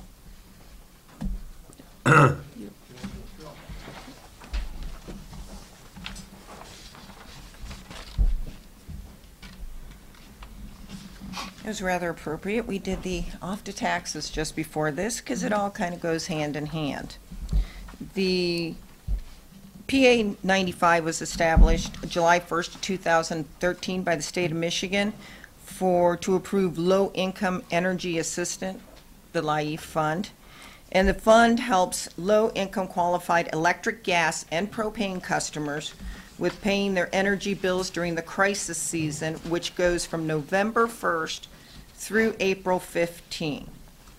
The Michigan Public Service Commission, the MPSC, in conjunction with Department of Human Services, they award grants to from the fund to organizations to assist low-income utility customers. Every year, we have to file with the MPSC on our intent to opt in or opt out of this. As Darla said, the past 2 years, our commission has chosen to opt out. What this is the commission sets a rate every year to be no more than $1 that gets charged to electric customers or gas customers to help fund for the assistance programs such as, the DHS programs. So St. Vincent de Paul gets money from it. They award grants out to area agencies. We've had the Marquette Watershed. True North is one of the big ones. That the money goes to fund these programs to pay for assistance for them to help with paying on their utility bills. It was 99 cents first year. This year it's 97. Hopefully it will go down even more with more participation. But it pays for the electric portion, only the electric portion on our utility bills for the qualified people who fill out all their paperwork and they're income qualified, just like you used to go down to DHS and fill out the paperwork. Well, now they have all kinds of other agencies that take care of it. Our big problem with our opt-out is our customers cannot get the assistance until like February because we opt out. DHS gets this listing of all of the utilities that do opt in and opt out, and our customers are denied because they are not in imminent danger of shut off because we can't if we opt out until the April 15th date. They can start getting their assistance right around in February. Same kind of holds true with a lot of the other agencies. They do give out, but they're more apt to give out to customers who are in danger of shut-off. DTE opts in, and their customers pay this charge. So these people are all going, our customers are all going and getting their assistance for their gas bills. They reach their caps, and when they go to try and get assistance on their electric at the date and time in which they can, they've capped out and they're not able to get funds. And if they are with it paying on the electric, over that 6-month period of time that we can't shut off and they don't pay on their bill, they've got water, wastewater, garbage, everything else that's stacking up. And then they have to try and get that paid because the agencies do not give you assistance for any of that. So it creates a large workload on us, on the staff end. It creates a large workload because you've got a 2-month period of time where you are completely inundated, and all of us are inundated in the office with calls from agencies because they need to get their verifications, with customers coming in, and just the additional notices that we have to print and send out. Just to give you an idea, when we did our initial shutoffs for in April, the overdue amount was $240,518.50 that I sent out past due notices on. I sent out about 450 past due notices. And that's just anybody who, I send them out a week after bills go out. If you hadn't paid your previous month's bill, you will get a past due notice. We send out door hangers or 48-hour notices, and these are given to the people who are our potentials for shut-off. We charge them $20 for the delivery of that because of the manpower that it does take. And we sent out 85 of those. We had to do it over a week's period of time because there were so many.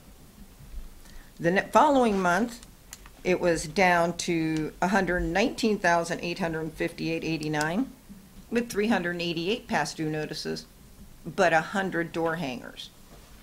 And that's because the people had gotten their assistance but couldn't afford to pay the rest of it. In comparison to the previous year, April of 2014, in May, we sent out 54 door hangers. Right now, we're looking at an average of 15% I send out of the utility bills I send out. About 15% of them I'll get past due notices. That's a lot to be sending out.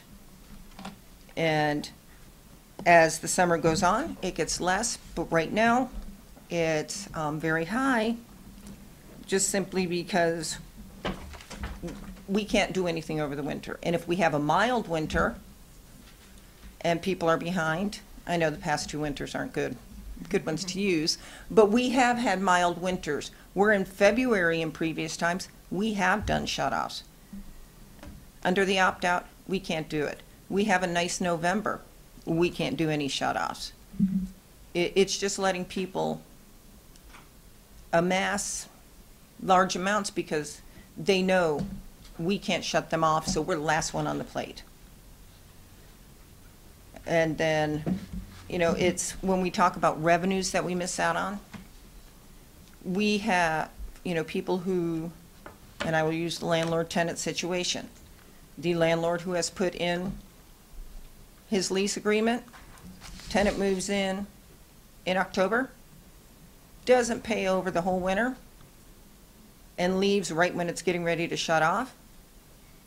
You've got $1,500 to $1,800 usually on those bills that we put their deposit on there, but we still have that remaining balance that we have to try to collect. And most of the time, we don't have a forward because they've just left and the landlord has informed us they're gone. Or we go to shut them off and the guys are like, nobody's here. So those are some of the issues. You know, we need to be able to help our customers. Besides helping ourselves, we need to be able to help our customers be able to get the assistance that they need. I know it's been said in the past that this is a hidden tax, but we need to be able to, you know, help any way we can with our customers being able to pay their bills and for us to be able to get the monies in, because we do need the revenues, and having it sitting out there in receivables that are uncollectible does not help us with our bottom line either. I mean, if you're looking at it, it's $12 a month per electric account, not per meter or anything else, per electric account if we use the high end. $12 per year. That is per year, $12 a year per electric account using the high end. Well, what was the logic of saying no last year? I can probably address that. For one thing, all of the residents would see an increase in their tax, or in their bill. Granted, it's $1 per month, and I guess my thought on it is to opt out of it. We can't shut off the utilities during the important time anyways. Right. With the opt-out. If we opt into it, we can shut off those things. My thought on it is, you know, the state has this, they have this fund, I won't call it a slush fund, because I understand the concept, but asking all of our residents to pay for this and then not being able to guarantee that those dollars are reinvested into our community, I personally have a bit of a problem with it. You know, the vulnerable people in our community are protected if we opt out through that time. I understand it's a nightmare for accounts receivable, because that stuff does carry over, and we oftentimes have to do what we just did with putting them on taxes. But from my perspective, we're asking everybody in the community to throw money into this fund to, you know, provide an option for these people to ask for assistance, and we, you know, how do we guarantee that those dollars come back into the community?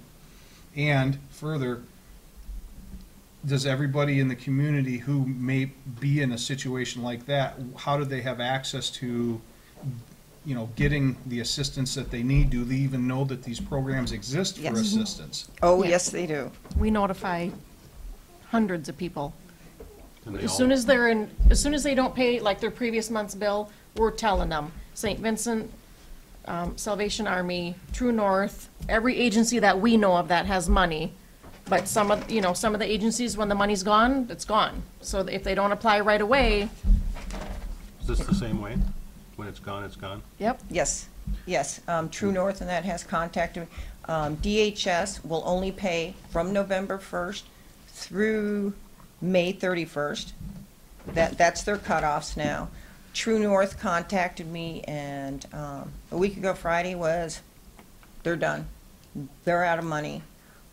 They go until their funding runs out. And for Commissioner Gay's thing, a lot of that money comes back into our community from. Well, I guess it's, I mean, that's my question. You're looking at, if you opt out of it, we know that the vulnerable in the community are not gonna get shut off during that period of time. If we opt into it, they have the option, but we don't know for sure that those dollars come back to the community, and we're asking the entire community to pay into this. I don't really, you know, to me, doesn't really matter. It's $1 a month, but to some people, you know, Well, and it's more of a philosophical. Right, and one of the things I've heard is one of our larger electric utilities that was advertising for people with their issues with the amount of past dues that they had. You know, we've been hearing that they're going to be charging it also. One of the things that Patty brought up earlier was we saw last year more people playing the November to April game and coming in and renting and leaving with a big bill, which we usually end up paying.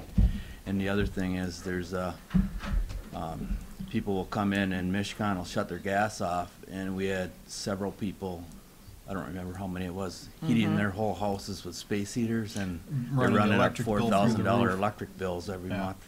And So then- would this make your job a little bit easier? Yeah, we won't have to call public safety so much to get irate people out of City Hall. I'm not gonna have to deal with people in my office yelling and screaming or on the phone using language that shouldn't be used. Like Kim and Cindy can attest to the number of times I've had to say, I'm hanging up now, I'm not gonna listen to this type of language, hang up, and then I go and inform Darla of the conversation in case somebody calls back and says I was rude. And those are happening more and more frequently now because they come in, how do you expect me to pay this bill? Because it's a large amount that's accumulated over Right. a long period of time. Correct, correct. I guess my only, you know, that being said, my only concern then would be if we get to the point where someone's in a shut-off situation during that difficult time of year and they can't get access to that help if the dollars run out.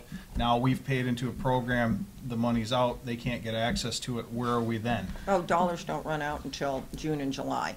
They have it during the winter times. They do have that They have it basically during the- yeah. guaranteed through that? Okay. We've actually had them contacting us even here now recently on their promise to pays on people. Okay. But with the opt-out, it overloads us and it overloads the agencies because all of a sudden now we've got everybody from Gladstone rushing to St. Vinny's and to DHS. You know, they're filing, St. Vincent files with the watershed. St. Vincent's files paperwork on customers' behalf with True North, besides what they pay out. And these funds also help to keep using this instead of St. Vincent's funds. So later on in the year, if somebody needs assistance, St. Vinny's has some more money that's left sitting there that they can help somebody later on if it's needed, compared to when all of these high bills are going on. And it wasn't at all unusual, as Eric said, to have people running a $500, $600 bill a month in the winter. Is there any way for you to track the amount of dollars coming in from these programs as opposed to the amount of dollars being contributed into the program? Because I think that would be something for next year that we'd want to look at to see if it's actually benefiting the community. We have a module called Promise to Pay. And when an agency calls us and says, okay, we're going to pay $1,500 on this account, we mark it in there. And then I can run a report on all the funds that came from Promise to Pay agencies. It can even tell you which agencies, if it was Community Action, whom the agency was that paid for these items. And yes, I can put date parameters in there and run a report on. Well, basically because essentially this is in a very small scale, but it is a redistribution of wealth for a good cause, but redistribution nonetheless. I would just like to make sure that as much of those dollars come back into the community, because that's what they're intended for, coming from the community. Right, and these, whatever the MPSC sets it at, that also does not get taxed. We cannot add sales tax to that. Electric is the only thing in which we do add sales tax.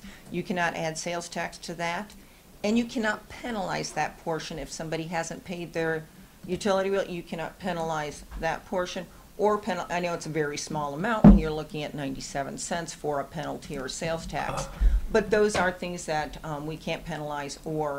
And then every month we would run a report, and Vicki would then in turn send a check to the state of Michigan for the monies that were collected during that month.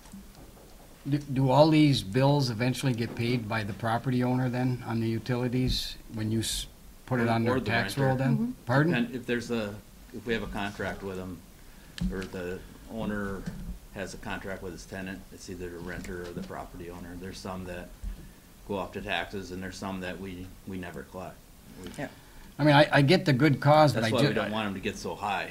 I just have a hard time just throwing money in there where all the people in the public have to pay for everybody else, because there's so many programs out there that tax everybody, and I think the problem is everything's too high. Well, and we need to address that somehow if we can down the line, and gotta keep looking at throwing money on top of the problem. If you want to look at it a different way, if we will continue to have accounts receivable or utilities receivable sitting out there on closed out accounts that we can't collect, that's money's not coming into our coffer, which in turn, you know, even though it is in the enterprise funds, that in turn does affect the general fund, because if the monies aren't there for our utilities to do what they need to do, they may be asking general fund, hey, can we borrow some money from you or whatever to do this? And in turn, that would end up with raised taxes. So it's, which way do you want to? Yeah, but here's the other thing. I do have renters. Right. And some of them at certain periods of time couldn't pay their utilities. They did get money from St. Vincent, Salvation Army. They got all kinds of help from all kinds of community organizations in the community. And Gladstone has not been in that program. And I'm talking right in the middle of winter. Oh, no, they can still collect they're not it. exempt from getting the money. Nope. So, I mean, I don't know. I mean, I know what's good for those that truly need it. I'm willing to help out anyone. But just to kind of throw, and a buck isn't a lot, but all the dollars add up to become hundreds of dollars. Right, but if they're able to get assistance at the early stage, then their bill can possibly get under control to where they can handle it. And if they know can shut them off, they will pay on their bill. I mean, I had people walk into my office and actually tell me, yeah, I didn't pay all winter long because I knew you couldn't shut me off. And that's wrong. That is That's wrong. dead wrong, and I hate to keep letting that happen. I mean, you know, they have to be responsible somewhere down the line. Those that truly need it wouldn't even come in your office and say that. Correct. Correct. I mean, you know, I mean, they know, they're humble enough, they would come in there at your mercy instead of saying that. Yeah, but I guess what I'm looking for is the tool in which to do my job, and that is having the ability. Well, like Commissioner Gay said, it is another tax. It may be a small tax, but it is another tax. I counted up, I mean, I read this, and I kind of looked, 35, 36 cities opt out of it last year. 23 cities went in it. There has to be a reason why Yeah, a they're lot making of them people. are, that I've talked, they're opting back in this year. You'll see the changes when it comes, and Tom Harrell will is be here able- from Elder yeah. Delta. Tom, do you want to add anything to the discussion? I'd be happy to. Thank you. My name's Tom Harrell, and I'm the CEO at Elder Delta here, which is headquartered here in Gladstone. And we serve about 10,000 consumers in 6 counties in the central UP. And we have opted into this program since the beginning. And for us, it's been more of an economic decision-making process than anything else. I did have a lot of notes here that Patty covered, quite well, the history of the Public Act 95 and so on. But I do want to touch on just a couple of things. My board struggles with some of the same issues that I heard discussed here over the last few minutes. One of the elements of Public Act 95 is that the Michigan Public Service Commission is charged with responsibility to ensure that the money is distributed back to the communities from which it came. And they do have a process for doing that through the grant awarding process. And just to give an example of how that's been working at our utility, we had 165 members that qualified for assistance, and in the last heating season that amounted to over $50,000. And we expect that in reality, that's $50,000 that we knew that came directly from one of the granting agencies. And we know that there were many consumers that were able to pay where they had received money from one of the granting agencies, but we did not record which agency that was in our system. But what I also want to share with you is that our experience was over the last 10 years, the highest write-offs that we've had were in the set range of about $70,000. And last year, our write-offs were $13,000, and that's on revenues of $13 million.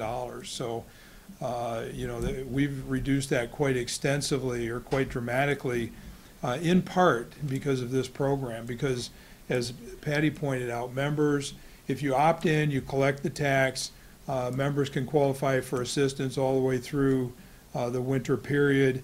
And if worst comes to worst, and with the hardest cases, you still do have the option of disconnect and reducing your losses. I also want to underscore that this program, participation or non-participation, in no way affects what's called the Winter Protection Program. And many consumers qualify for the Winter Protection Program under either age or disability or Social Security or income requirements that are defined in that program. So many people that, especially the elderly, those who are limited in income and so on, may qualify under the Winter Protection Program. I just want to wrap up my comments by saying this. We took a look at UPCO's experience. At the end of, UPCO has had a long history of not disconnecting during the heating season.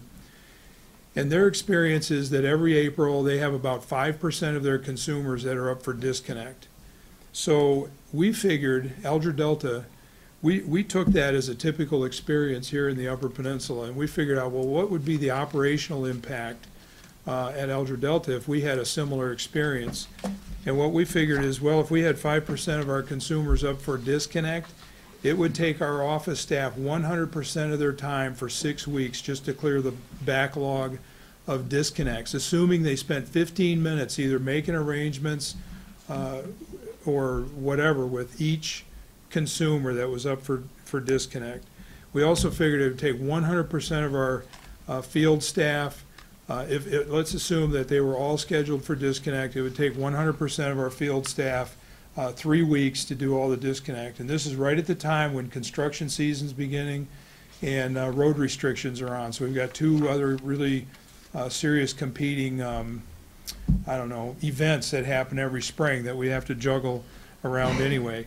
So we took into consider some of the broader economic impact on our system, and this is what we figured out is this past year, the rate is 97 cents per month per meter, and I figured that if we opted out, it would cost us somewhere between $1.52 and $2.65 per meter in actual costs. If you put in those extra operational costs, the impact from lost opportunities during the beginning of construction season, the setback to other consumers, and so on. And that, on our system, that would have been based on 500 accounts.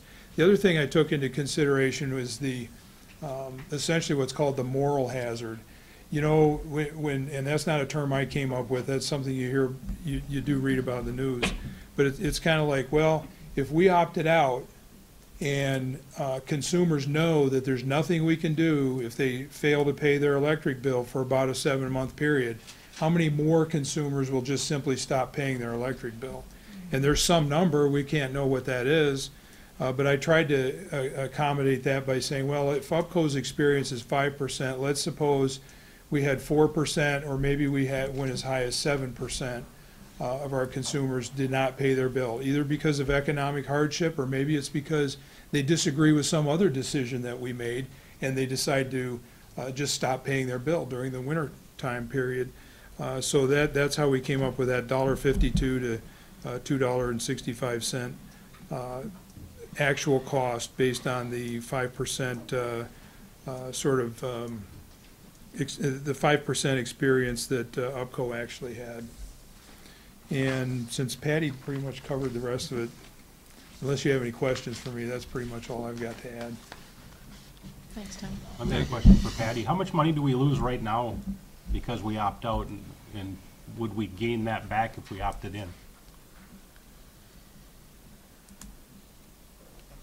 I'm not so sure that we lose money. It just takes longer to collect it through a different process to collect it. Plus, there's additional processes that that they have to deal with in the office. So that's taxing. We're going to get our money no matter what. Right. We're going to get the money no matter what. I just. But our linemen deliver the door hangers that Patty talked about. The shut-off notices, the initial one goes out in the mail. Mm-hmm. But the actual door knockers, that our linemen go to each home and put them on the home. So that's. So we're paying a tradesman to put a thing on it, yeah, which is not very efficient. Then they actually do the disconnect if it gets to that point. I'd like to move to opt in. I'll support that. Okay, we have a motion by Commissioner Nemetschek and seconded by Commissioner Gay to opt in the PA 95. Any more discussion before we vote? The only other thing was, in the event that we have a landlord-tenant situation, and it gets to the point where the tenant is not paying, and we have a process that we notify the landlord, because if we are going to shut off in the wintertime, that potentially could cause some serious damage to the landlord's house. We do have a process for that. I just wanted to address that because that was one of the, that's always been a concern that a landlord unknowing has. Yeah, no, our procedure is, we do door hangers on a Monday. We do our shut-offs on a Wednesday, so that way we can go over to a Thursday if we need to, because by state law, we can't shut off on a day prior to us not being open. So we pick Wednesday and Thursdays for our shut-off. If by Monday, and, we use common sense in the wintertime, if it's very cold, we're not going to shut off. And you still cannot shut off a senior citizen who's 65 years or older in the wintertime. But in the landlord situation, If we've shut them off on Thursday, they haven't paid us by Monday, we contact the landlord. We will do sooner with winter. Like I said, we haven't been able to do, so it hasn't been an issue. But in the summertime, we shut off the tenant, we give them a day or two to pay, they don't pay, we contact the landlord, and there's actually forms that I have landlords fill out for me, and they have to have their name, their number, and what do they want us to do in those cases. I think I'd like to see something, this is just me speaking, but I'd like to see some sort of procedure that in the winter time. It's coming. The Okay. utility committee is Because- working on it. We're revamping our procedure Because now. obviously, we don't want a homeowner, a landlord to Correct. have to correct. experience a catastrophic failure of frozen pipes and then a significant insurance claim when they could have dealt with something prior to. Yeah, we're hoping in the next couple of months, definitely before, any of the time when the winter comes and all that, that we will have our new, everybody's been kind of busy with other stuff. We've been working on it as we've been going along, but we have a new policy that we are coming out with that covers all of our utilities, not just electric. It covers water, the garbage, everything. Thank you. Okay. All right, any more discussion? All right, I'll call the vote. All those in favor for opting in for PA 95, say aye. Aye. Aye. Opposed? No. No. All right. Commissioner Review? No. Commissioner Gay? Yes. Commissioner Nemecheck? Yes. Commissioner Thompson? No. Mayor Bostwick? Yes. Motion carries. All right, next up will be the DDA storefront project for 2003 Minneapolis Avenue. Mr. Dan Howes.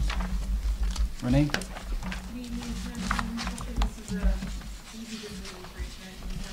Ones up there. For the new commissioners, I represent, or I facilitate the facade grants through the DDA program. So anytime that there is a facade grant presented, you will usually see me before you. The DDA sets aside a certain amount of money each year to award grants to the community, to businesses in the community that are in the DDA district. This proposal before you is actually for Dan House's building, the USDA building. And his project costs are estimated at approximately $43,000. The owner, Dan, is required to pay a minimum of $13,000, approximately $13,000. And the DDA on June 16th awarded Dan $30,000 for those improvements. The reason it comes before you, sometimes I get asked, why does it come to the City Commission also?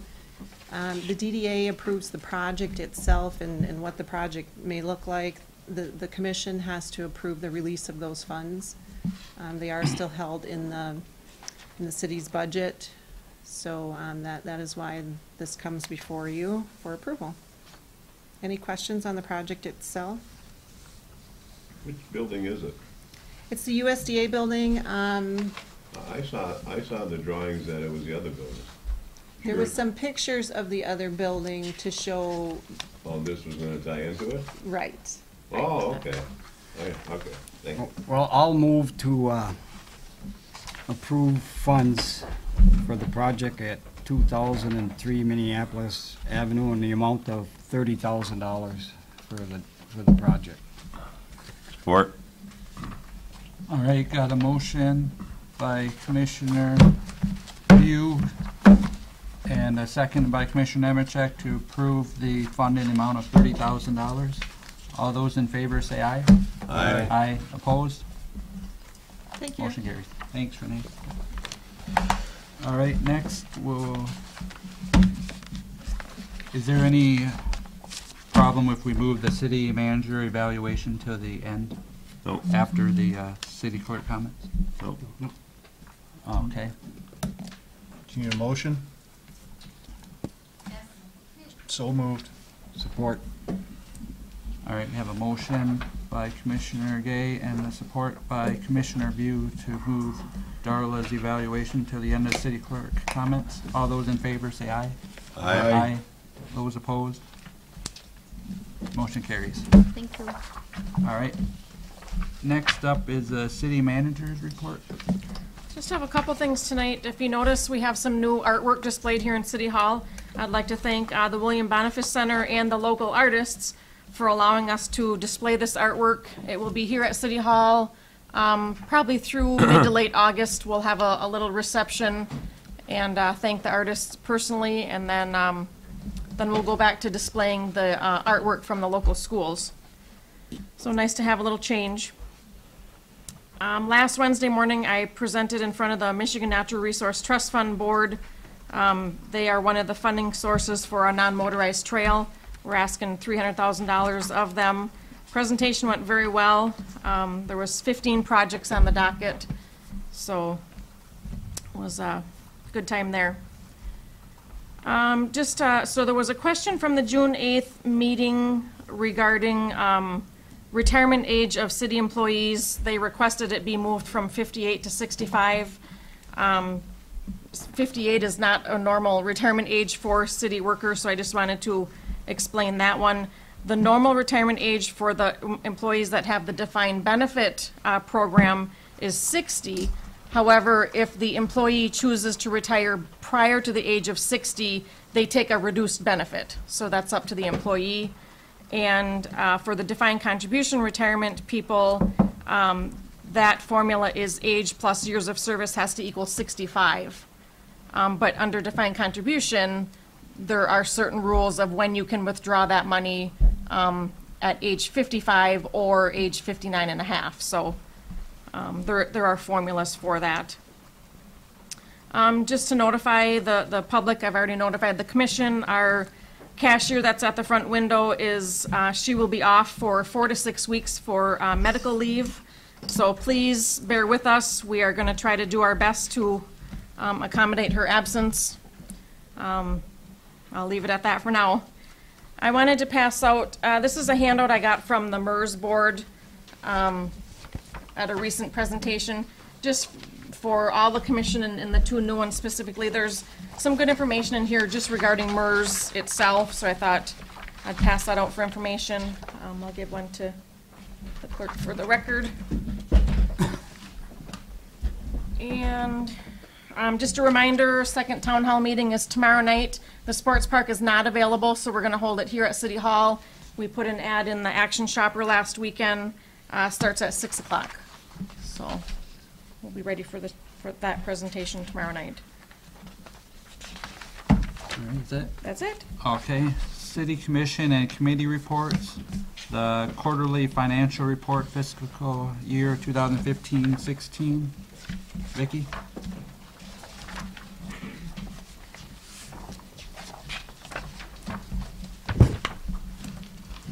Actually, Paul Geyer just pointed out to me that it says quarterly, but it's actually monthly. I said, that must have been like that for a long time. Before you are the financials through the end of May. Last commission meeting, I presented the financials for the entire fiscal year through 3/31/2015. So these ones would be for March, April and May of this current fiscal year. From this point forward, what is going to happen is they will be at the second commission meeting of every month. They are for informational purposes only. So the past procedure has been that I'm just here to answer any questions that you have.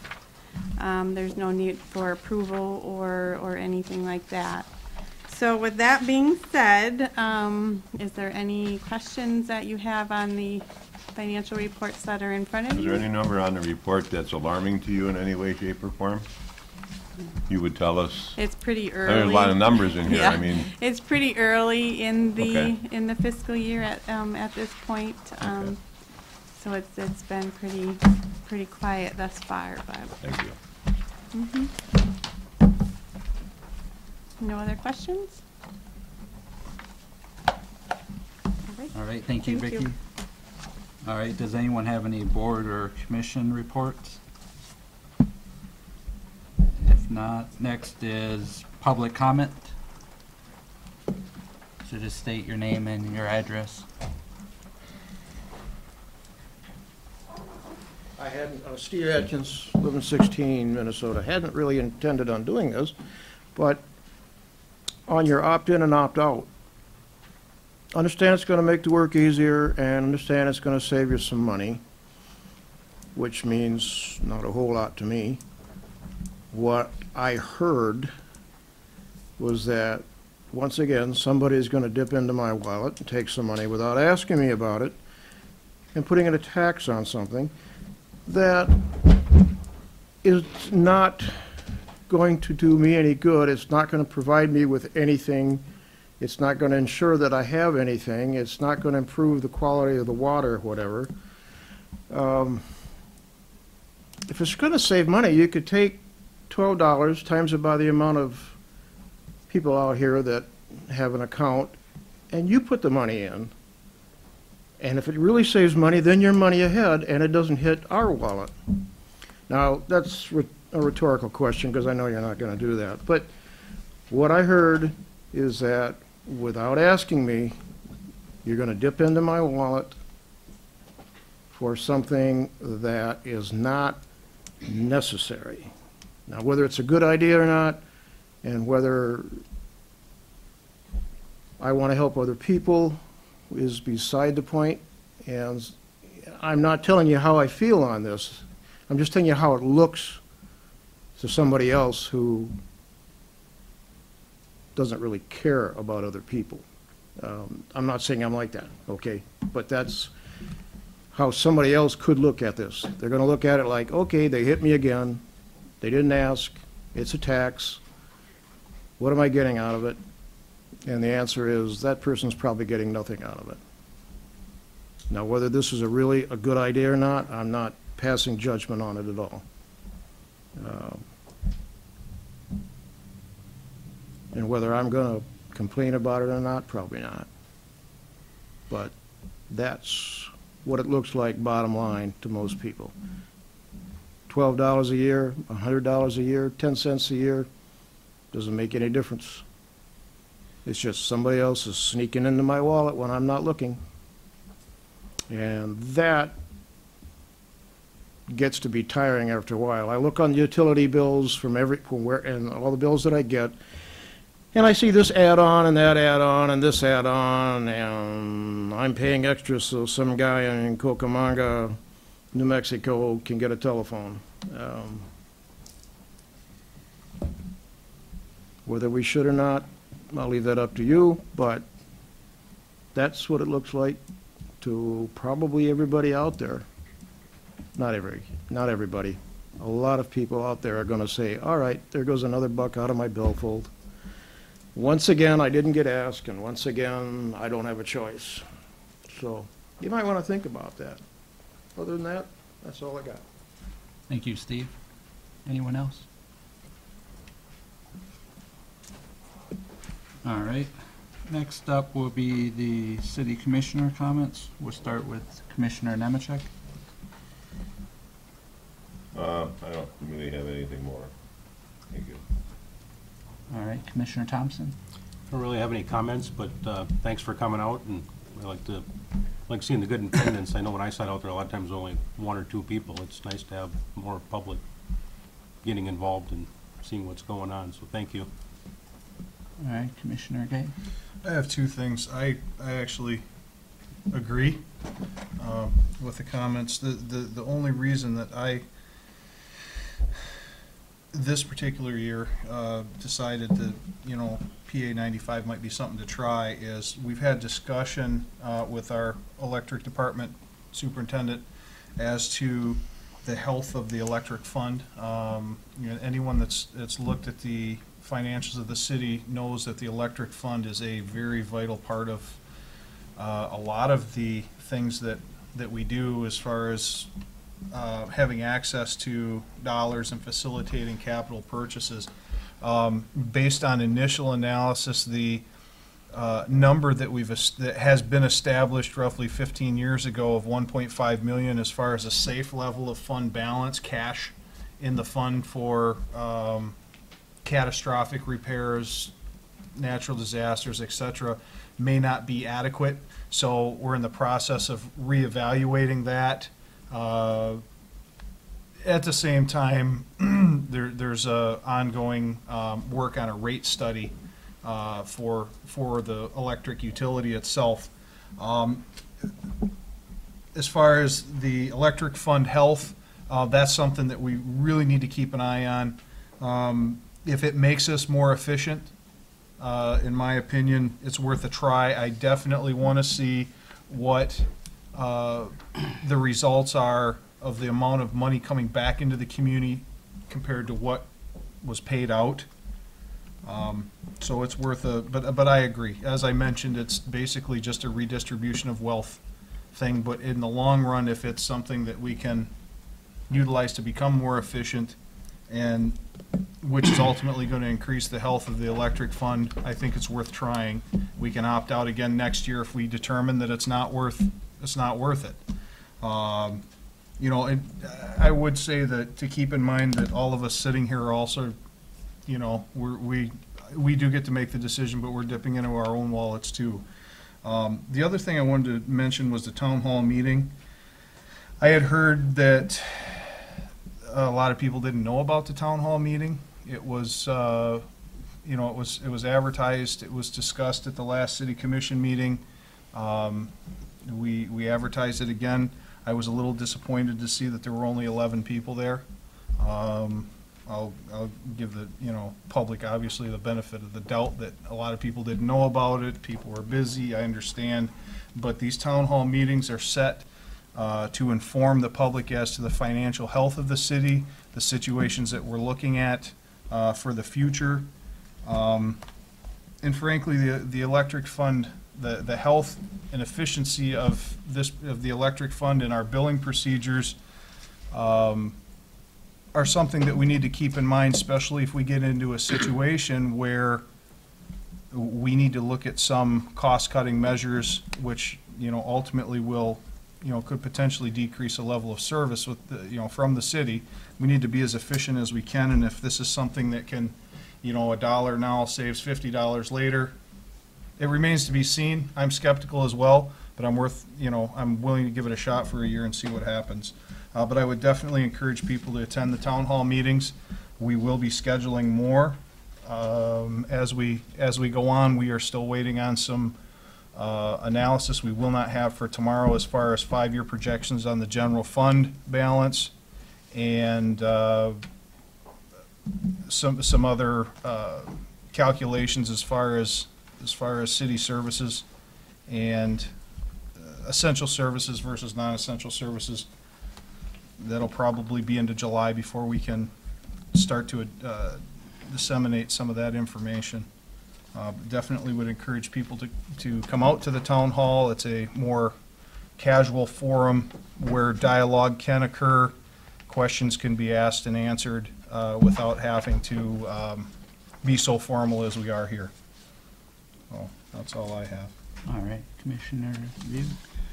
Well, first thing is, I won't be able to attend the next meeting. I have a prior commitment for the next week or so, or 2 weeks, so I'm not going to be at that meeting. I just want to let everybody know. Also, I voted tonight what the people have talked to me about.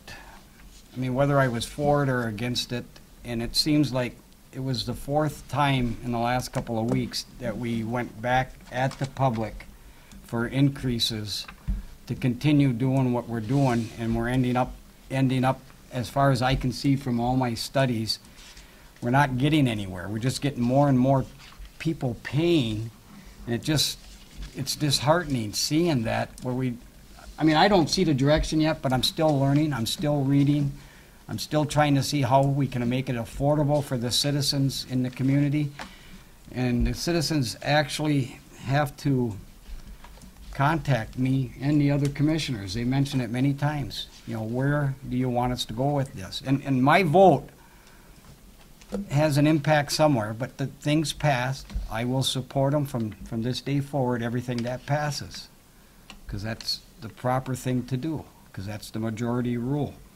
But you need to come out here and really tell us how you feel about things, whether you see us on the street, you email us, or anything like that. And if you don't like how I voted, get a hold of me. I can be persuaded to do what the people want. My only problem I have right now is sorting out the common good in doing the decisions sometimes against what the people want by not being educated. So I'm going to educate myself the same way, and in the future I will vote that way. And I just want to pass that out there, that I really am trying to do what's right to turn the situation around, because I'm scared of losing what I have in this community, along with lots of you, and what the future looks like for us. And we just need to go in a different direction, in my opinion, right now. And I don't know that direction, except we'll see what happens. Thank you. All right, thank you. Well, I agreed with Commissioner Gay that with the Energy Assistance Fund there, that try it for a year. If we don't get back anywhere near the money that we put in there, then I don't think we should opt into it next year. And the other thing I have is there was a citizen that called me and that wanted to talk about animals in this town, and about that we have an animal ordinance, and that you're supposed to have your animals on a leash in your control, and you're supposed to be cleaning up after their dog, after your own animals, in anyone's yard. Wherever it makes the duty, you pick it up. And she also was thinking it'd be good if there was a sign in the park talking about dogs being on a leash, and make sure that you clean up after them. All right, that's all I got. So next is city clerk comments.